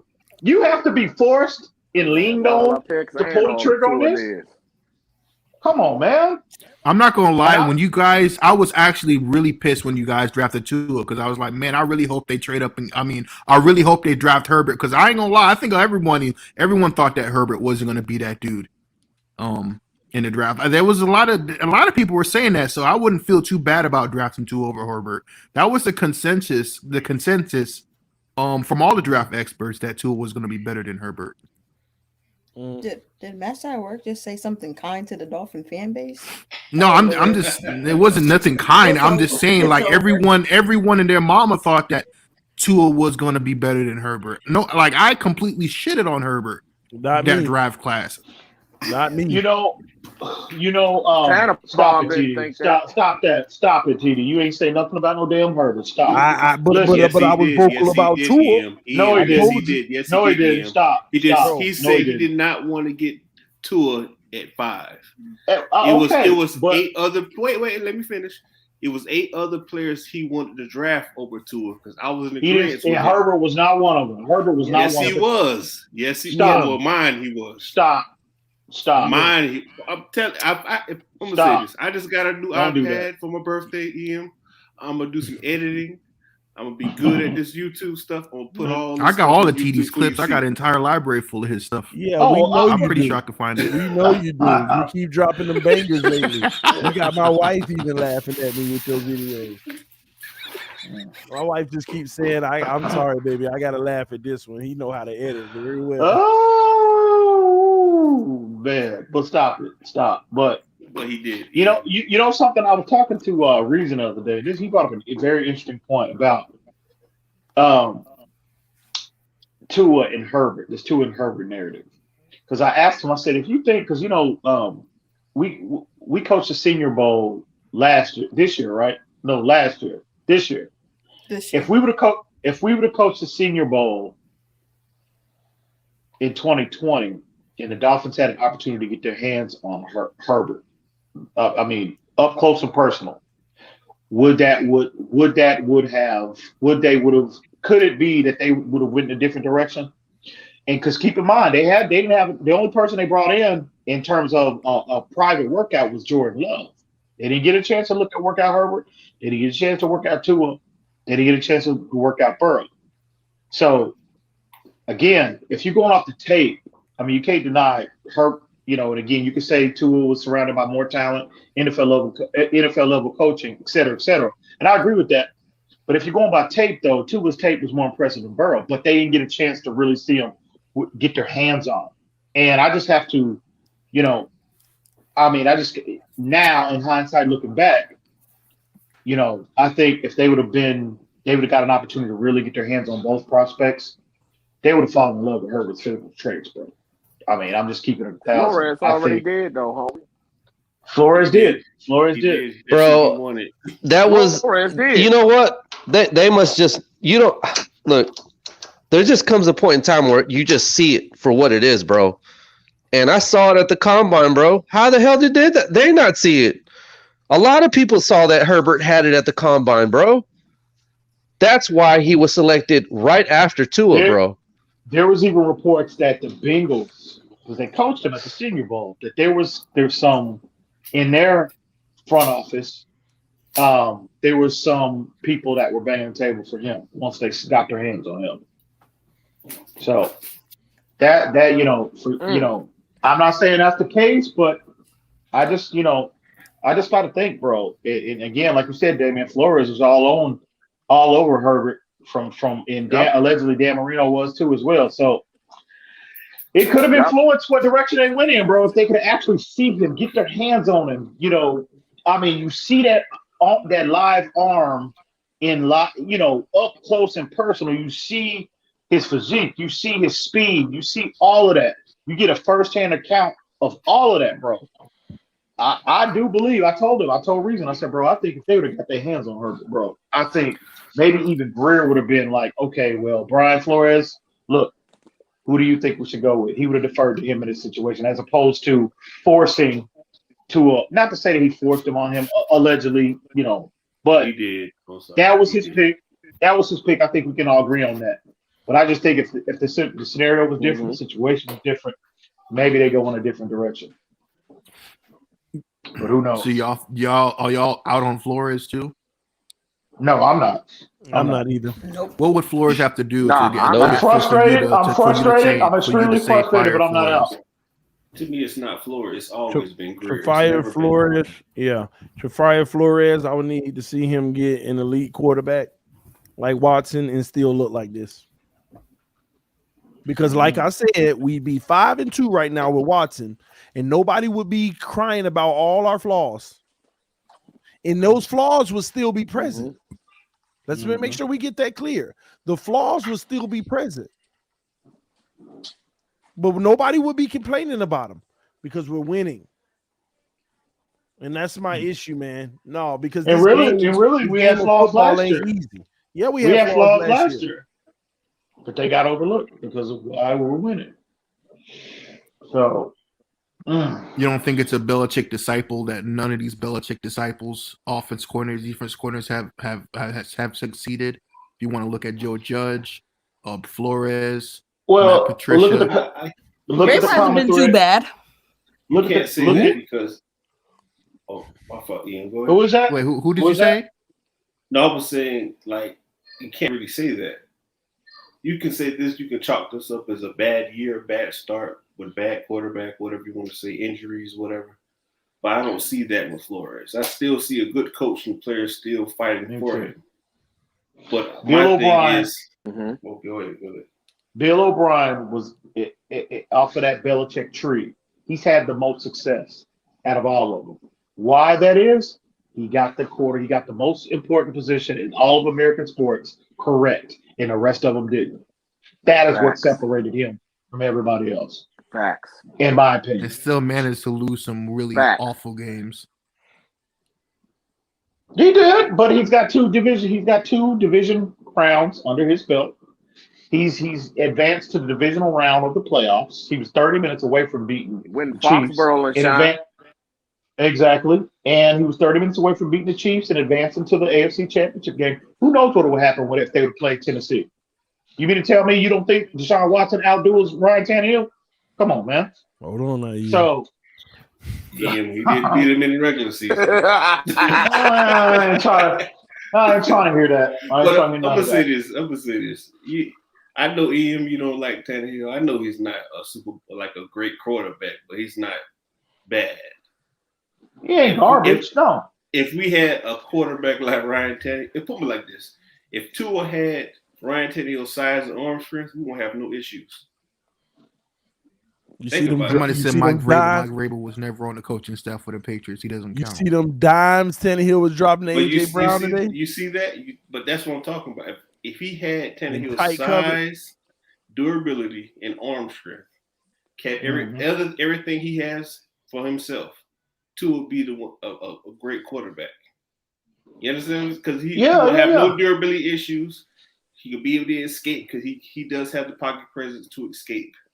He would have the size. He'll have everything. He have the arm to go down the field. He won't be limiting the offense. That's the issue I see most all the time. He limits the offense because he feels as though he cannot throw that pass, so let me go throw this pass. And EM, you know that. There's certain passes he know he can't throw and he won't. Yeah, but but that's just not relative to Tua. That's why we got them routes being run. I got a question. Why wouldn't you just want to play the season out with Tua and just see if he could turn it around instead of completely we're not even at midseason yet. What would be the upside to trading for Watson when he's not going to get y'all to the playoffs anyway? Because I think you still have to secure. Because we don't own our draft pick. That's why. I think that would be. But that doesn't mean anything. The Eagles are. I mean, your draft pick doesn't mean anything because the Eagles are going to get it anyway. Whether it's a top 10 or a top 20, it doesn't matter. Like it doesn't benefit y'all whatsoever. What happens with your draft pick? Yeah, but to answer your question, look at it like this: say we don't get Watson, like you said earlier, and we finish the year out with Tua, and then we lose out on Watson in the offseason, just hypothetically. Then what do we do? Especially if Tua's still looking the same or even worse. What do we do then? What do the Miami Dolphins do at that point? That's why this Watson thing is all about getting him on the roster. It ain't about this year. It don't even have to be about next year if the league comes down with the punishment. It is about securing a position for a top 5 quarterback in the NFL for the future. It's that simple. People need to stop worrying about this year and next year. I mean, I'm good with this year and next year. I want to make it happen, but that's the least of my concerns. My only concern is getting him on this roster and finally having one checkbox on this whole team. You got 11 starters on offenses and 11 starters on defense, and the only you ain't got no check marks for not one position on this team for your future as a guarantee. Maybe Javon Holland because that kid be balling. But I'm just saying, and he makes mistakes too. That play earlier today with X and him in coverage. He's learning. He's a rookie. He's learning. But he's making more good plays than bad ones. Look at the pass he jarred out for that huge first down. Remember that? I mean, he makes plays every week. So I wish we wouldn't have traded out of that number 3 pick and just took Pitts, y'all. I ain't even gonna lie. He made a catch in between our two best secondary player. Y'all know how good Javon and Xavier Howard are, bro. It was sick. Come on now. But I don't know why they put Xavier on him instead of Byron with the length. Because Xavier was in great position. They bragged that was a perfect throw. Perfect route. But I mean, they're the same size, TD. No, Byron Jones got better arm length. Byron Jones got basketball arm length. He got the wingspan. That's why I said X was in perfect position, but there's nothing a defender could have did on that throw unless you got the arm length. But see that ball, bro. The ball was perfect. There's no defense of a perfect pass, bro. There's none. That's what arm length is, EM. Maybe you could have bothered him. Maybe you could have bothered him a little more. His arm length would have bothered him maybe a little, but it would have affected the throw. No, he would have affected Kyle Pitts maybe catching the football, but the throw, no, there was nothing. It's not about the throw. It was about no. EM. Xavier Howard missed that by like inches. But that's what I'm telling you, TD. The ball was perfect, bro. That's what I'm telling you. Xavier Howard was in great position. He missed it by inches. That's what a wingspan is for, EM. If you got a wider wingspan, you might have been able to get your hand on that. That's what I'm trying to tell. But this is what I'm telling you. He might have. I don't think he could have impacted. I don't think Byron Jones would have touched because his wingspan is not that much longer than, if at all, longer than Xavier Howard's.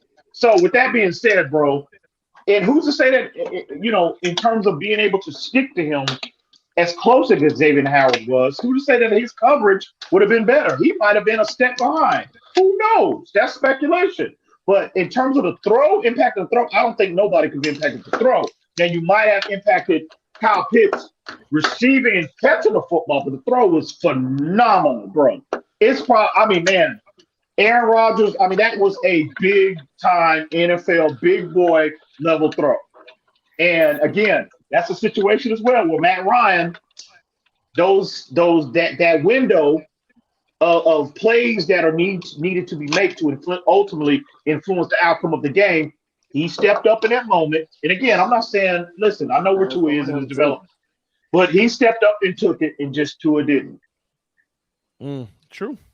That was a breakthrough moment for that team. You said Tua was better than Matt Ryan less than 2 weeks ago. Stop it, bro. See, you're going to start trolling TD, really, bro. Damien? Stop. Damien? Stop. No, I think his comparison was that Tua. Never said that, Matt Damien. You Ryan. need to tell the truth, too, Damien. Don't start. Tell the truth, Damien. I ain't never said that.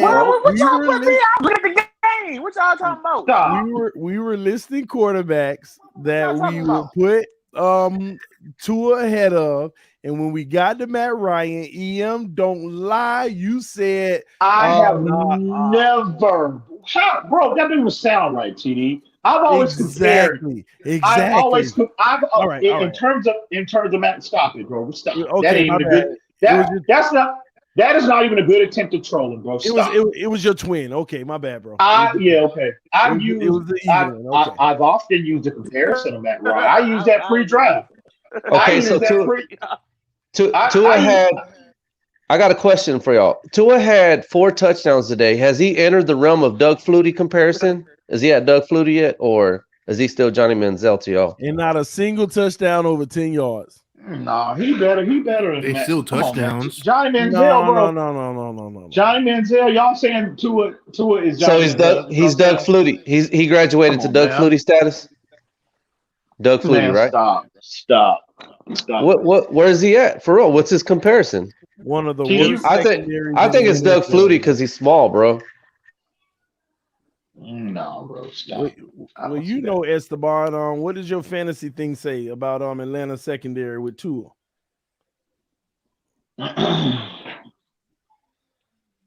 Man, the 49ers, man. Come on, Colts. We need this W, baby. Let's go, Colts.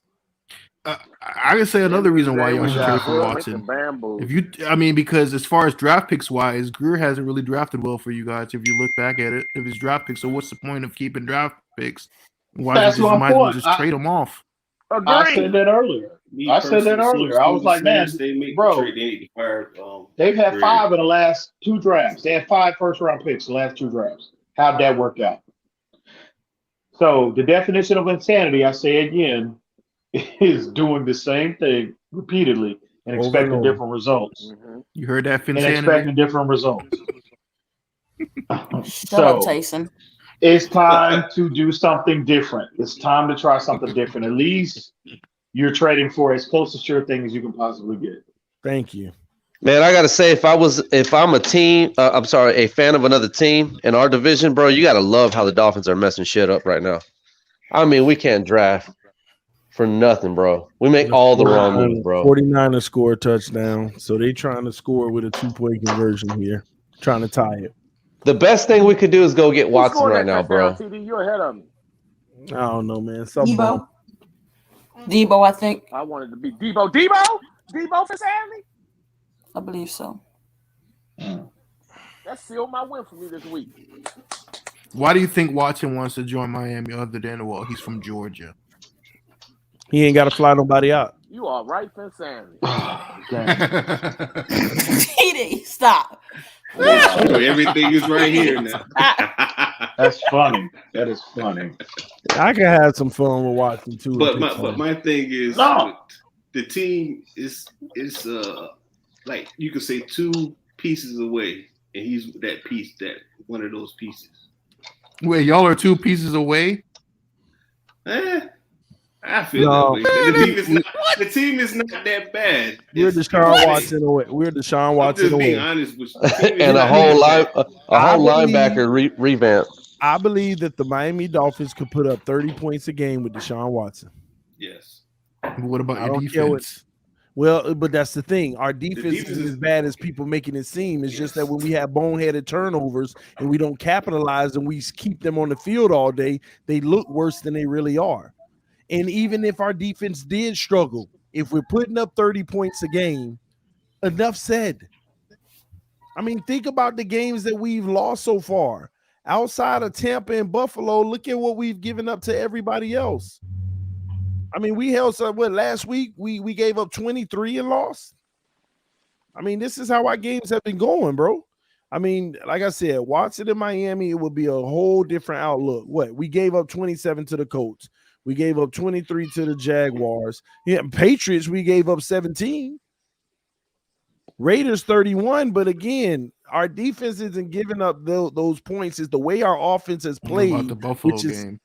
Well, that was, once again, leaving them on the field. They're staying on the field. The defense is living on the field. You can't win games that way, man. Defense, defense, defense. Always on the field. No. You got to be able to help the offense. I mean, the offense has to be able to help the defense, bro. And they're not. Complimentary football. Another thing, Y'all also need a when running back. I said this would be preseason. No, the running back ain't roster nothing that I looked wrong. on the depth chart. Y'all should have Bro. drafted what's his boy, Najee Harris. Bro, ain't nothing wrong with our running backs. We just abandon the run too often. These guys are averaging 4-5 yards a carry consistently. We're just abandoning it. And that's on the coaches. Every successful drive we had today, we ran the ball just as much as we threw. Every successful drive that we had today, that's exactly what happened.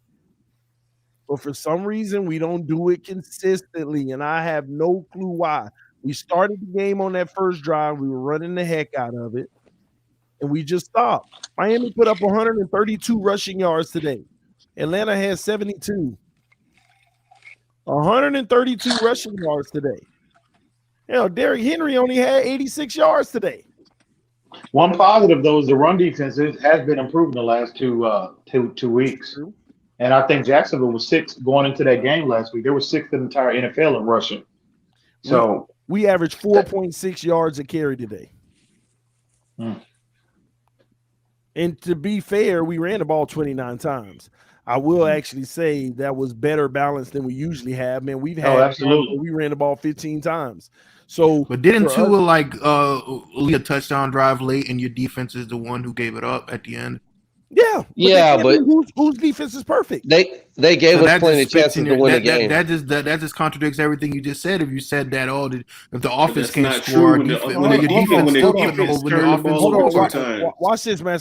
Watch this. First of all, when we were down by 2 touchdowns, basically almost 2 touchdowns, right? And I don't know if you noticed that was the situation. It was one point, it was like 20-7. Yeah, I think everybody remember that. How were we able to come back? Don't the defense got to make stops? Don't the defense got to make stops? Not only did they make stops, but they got turnovers, and they got them in their own territory, giving our offense the prime opportunity. What did we do on one of them? We make an interception, Xavier Howard. We are already close to field goal range. The very first play of the drive, Tua throws the most horrific interception you could throw. So when we keep saying defense, our defense is sitting opportunities in our offense lap, and we're blowing it. And how many possessions do you want the defense to bail them out? Yeah, but they should at least bail you out in the last possession down with 2 minutes left in the game. You shouldn't even come to a last possession. Had you taken advantage of it. But when you're trying to win a game, this is the thing that I had with the Patriots. Is like if your quarterback leads you down with less than 2 minutes and you get up, I don't matter if it's 1 point or 2 points, your defense is supposed to stop that team from coming down the field and kicking a game-winning field goal. And once again, you want the defense to be perfect, but everything else don't have to be. What was our defense supposed to do on that pass on the sideline to Kyle Pitts? 35-yard pass or whatever it was. What were they supposed to do? Xavier Howard in excellent coverage, the safety coming downhill. It's a perfect throw right in the teardrop. He catches it and get hit. And there you go, field goal range. I mean, these guys actually look good at the end, but now the zone call where Pitts caught it in the zone, that's a whole nother thing. I don't like that. But at the same token, we keep on talking about our defense needs to be able to seal the deal. Well, don't put the defense in a position to have to. People are forgetting our defense gave them 2 turnovers. You can't just wipe that out because we got 2 turnovers. Well, Tua turned it over twice and say, well, our defense got 2 turnovers. Now they even. That ain't how it works. But regardless of what happened within the first 58 minutes of the game, you still need your defense to step up if your offense has led you down the field for a touchdown. They stepped up when we could have easily given up in the game. When it was 20-7, our defense stepped up. When we were down, and not only that, your coach is a defensive mind. Flores was a defense coordinator.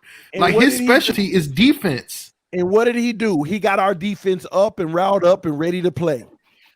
And they played, and they even gave us an opportunity to be in that position. You got to understand, in the second half, our defense handed the offense the ball 5 times.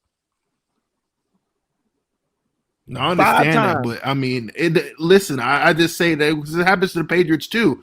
It's like if your offense, okay, regardless of how bad the offense played, if your offense at the end of the game just led you down the field to score a touchdown, it should be the defense's responsibility to hold serve, regardless of how bad your offense they gave away turnovers or not. I mean, you're still trying to win games. You can't use that as an excuse at the end of the game. Well, if our offense had done this in the first 3 quarters, then da da da da. You still got to give blame on the defense. Like, why couldn't you hold them?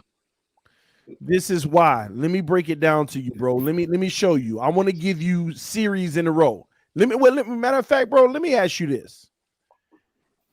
If you give a team 6 drives, what's acceptable for the defense as far as how many touchdowns should a team be allowed to get in 6 drives? I mean, because you're not going to for myself. I think we shouldn't give them more than 2 touchdowns in 6 drives. How good your defense is. In 6 drives. I mean, me personally, I wouldn't want to give up not maybe 1 touchdown is acceptable, but anything more than that is. So, bro, I mean? So let me go to the last Atlanta 6 drives. Drive 1, punt. Drive 2, punt. Drive 3, interception. Drive 4, touchdown. Drive 5, fumbled. We got the fumble. Drive 6, they win a field goal, game-winning field goal. Bro, I take that any day of the week. 6 drives, 10 points. 10 drives, 6 points, bro. Come on, man. I understand your defense played well, but but that ain't the narrative. You still got to make a stop at the end. That's how you win football. Close football games is won usually on the defensive side of the ball. Yeah, but that's wishful thinking, bro. That's wishful thinking. That'd be nice if we could. But at the same token, the defense actually, when you look at what I just named, 4 times they gave our offense the ball back. And we were coming back, but that was because the defense was giving it back. I mean, how much do you want them to do? Well, yeah, but sometimes the defense has to bail out your quarterback. You need your defense to bail out your quarterback sometimes. We're down. I mean, Brady's gotten bailed out in 20 years by his defense plenty of times. When they had no business bailing his ass out. It just happens, man. The defense is the most important part of the game. Okay, Tyson, let me give you the flip side of that, okay? Let me give you the flip side of that. Where was our offense after the first touchdown? First drive, punted the ball. Second drive, blocked field goal. Third drive, intercepted. Fourth drive, we end up ending the half.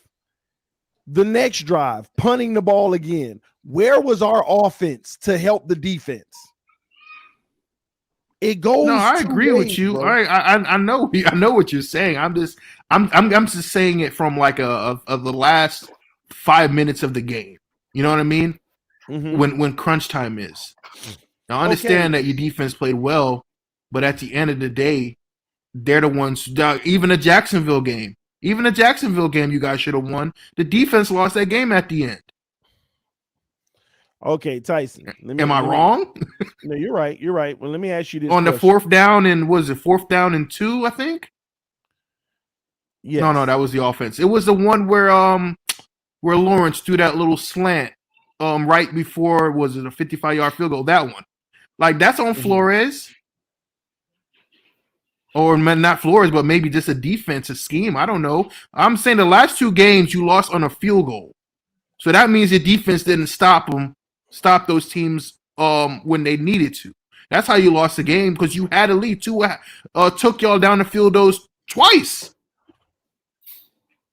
This is what I'm asking you, Master It Works. Here you are in the 4th quarter with 10 minutes left, right? And the New England Patriots are down 27-14. What's the you're about to basically get the ball back. will give the ball up, right? What do you need to happen next? Your defense needs to make a stop, right? Yeah. They make the stop. You go down on offense and you score a touchdown.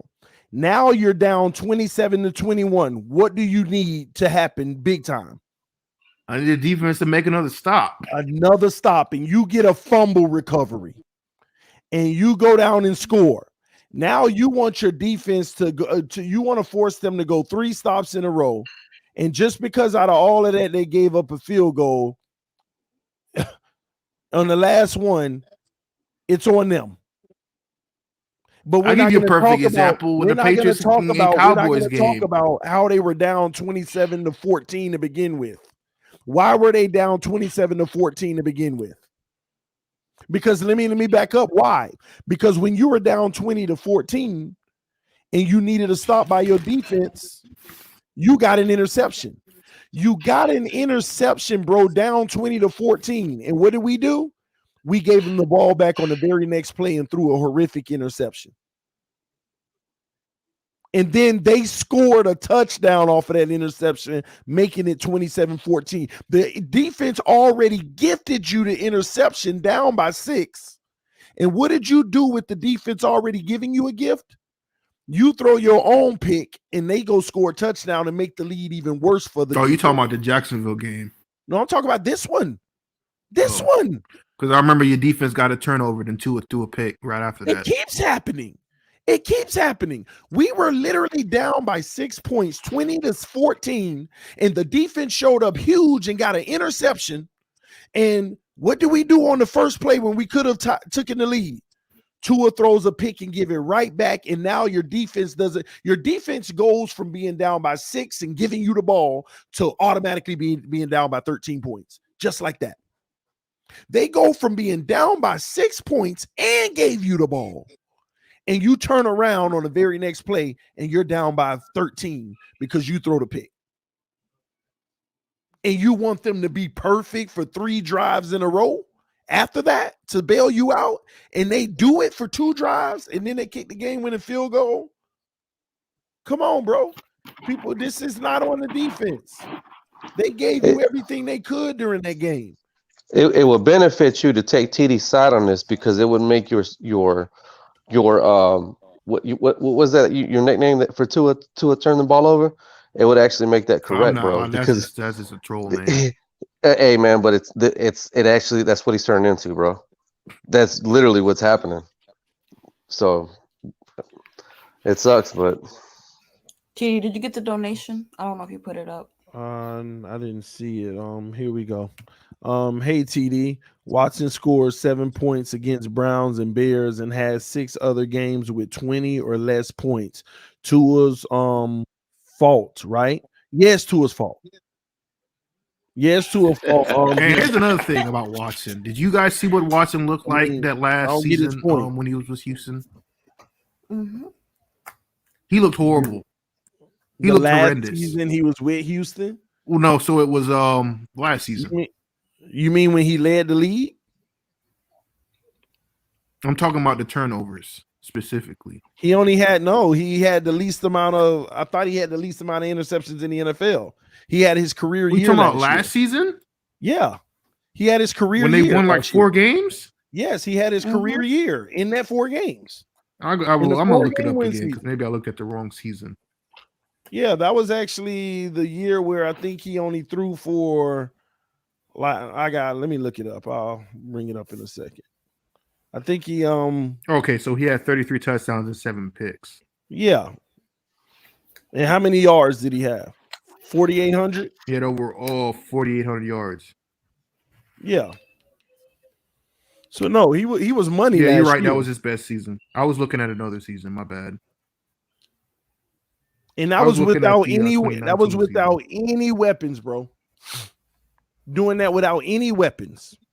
Will Fuller got suspended. Randall Cobb had 7 games he was hurt. They had took away D-Hop from him and still did it.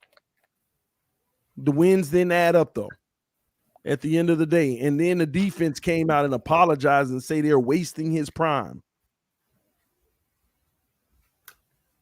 Yeah, that was J.J. Watt that said that. You can't make it up, man. It's all facts, man. Nobody can deny Watson is an elite quarterback. It's that's No, simple. he's better. Obviously, he's top. I would say the top 10, top 5. But then again, if he doesn't play this season, that's a year. That's a year of football he hasn't played, or you know what I mean. That's not good. Yes, the coach just picked him off. Take it to the house. Yep, pick 6. Yep, that draft pick for us looking better. It's trade bait. That's so Jimmy. So yeah, man.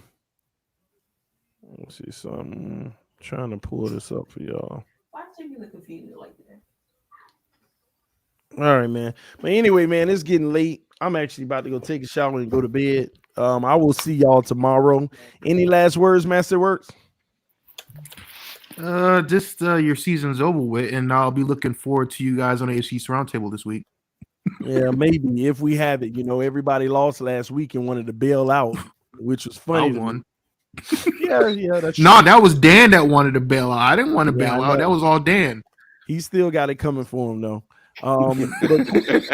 That's Dan's fault. We didn't. By the way, that was Dan's fault. Don't be blaming it on me. I wanted to have the roundtable.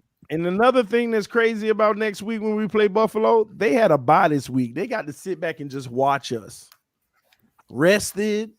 We got to go on the road to them. And they mad about the Tennessee game.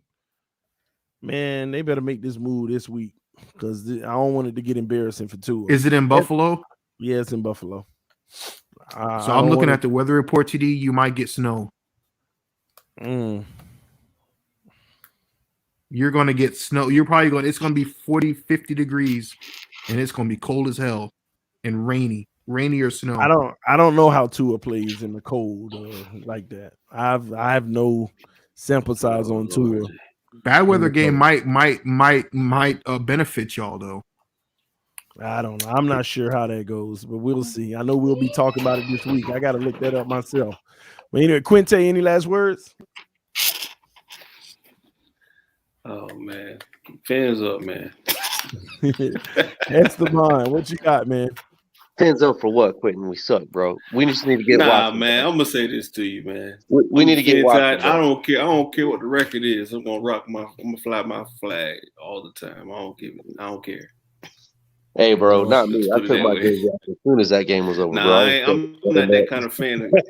I mean, I don't want you. I don't want you to have my back in the fight, man. Because you're gonna flip flop on me. Wow.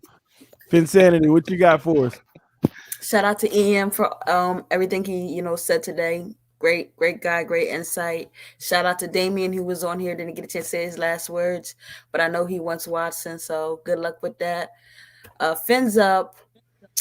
Good luck to all of us. Everybody keep your head up no matter what we got going on. We still got breath in our lungs, food on our table hopefully, and just give God glory and praise through everything because there will be glory after this. This too shall pass. Absolutely. And I know we keep thinking it's the next season and next, but hopefully better times are coming. God bless you all. TD, fins up. Fins up. Love you. Talk to you soon. Yes, sir. Listen, everybody, man. This is TD Fans Talk, home of the real Miami Dolphin fans. I'm glad we got a lot of that off our chest. We talked through it, man.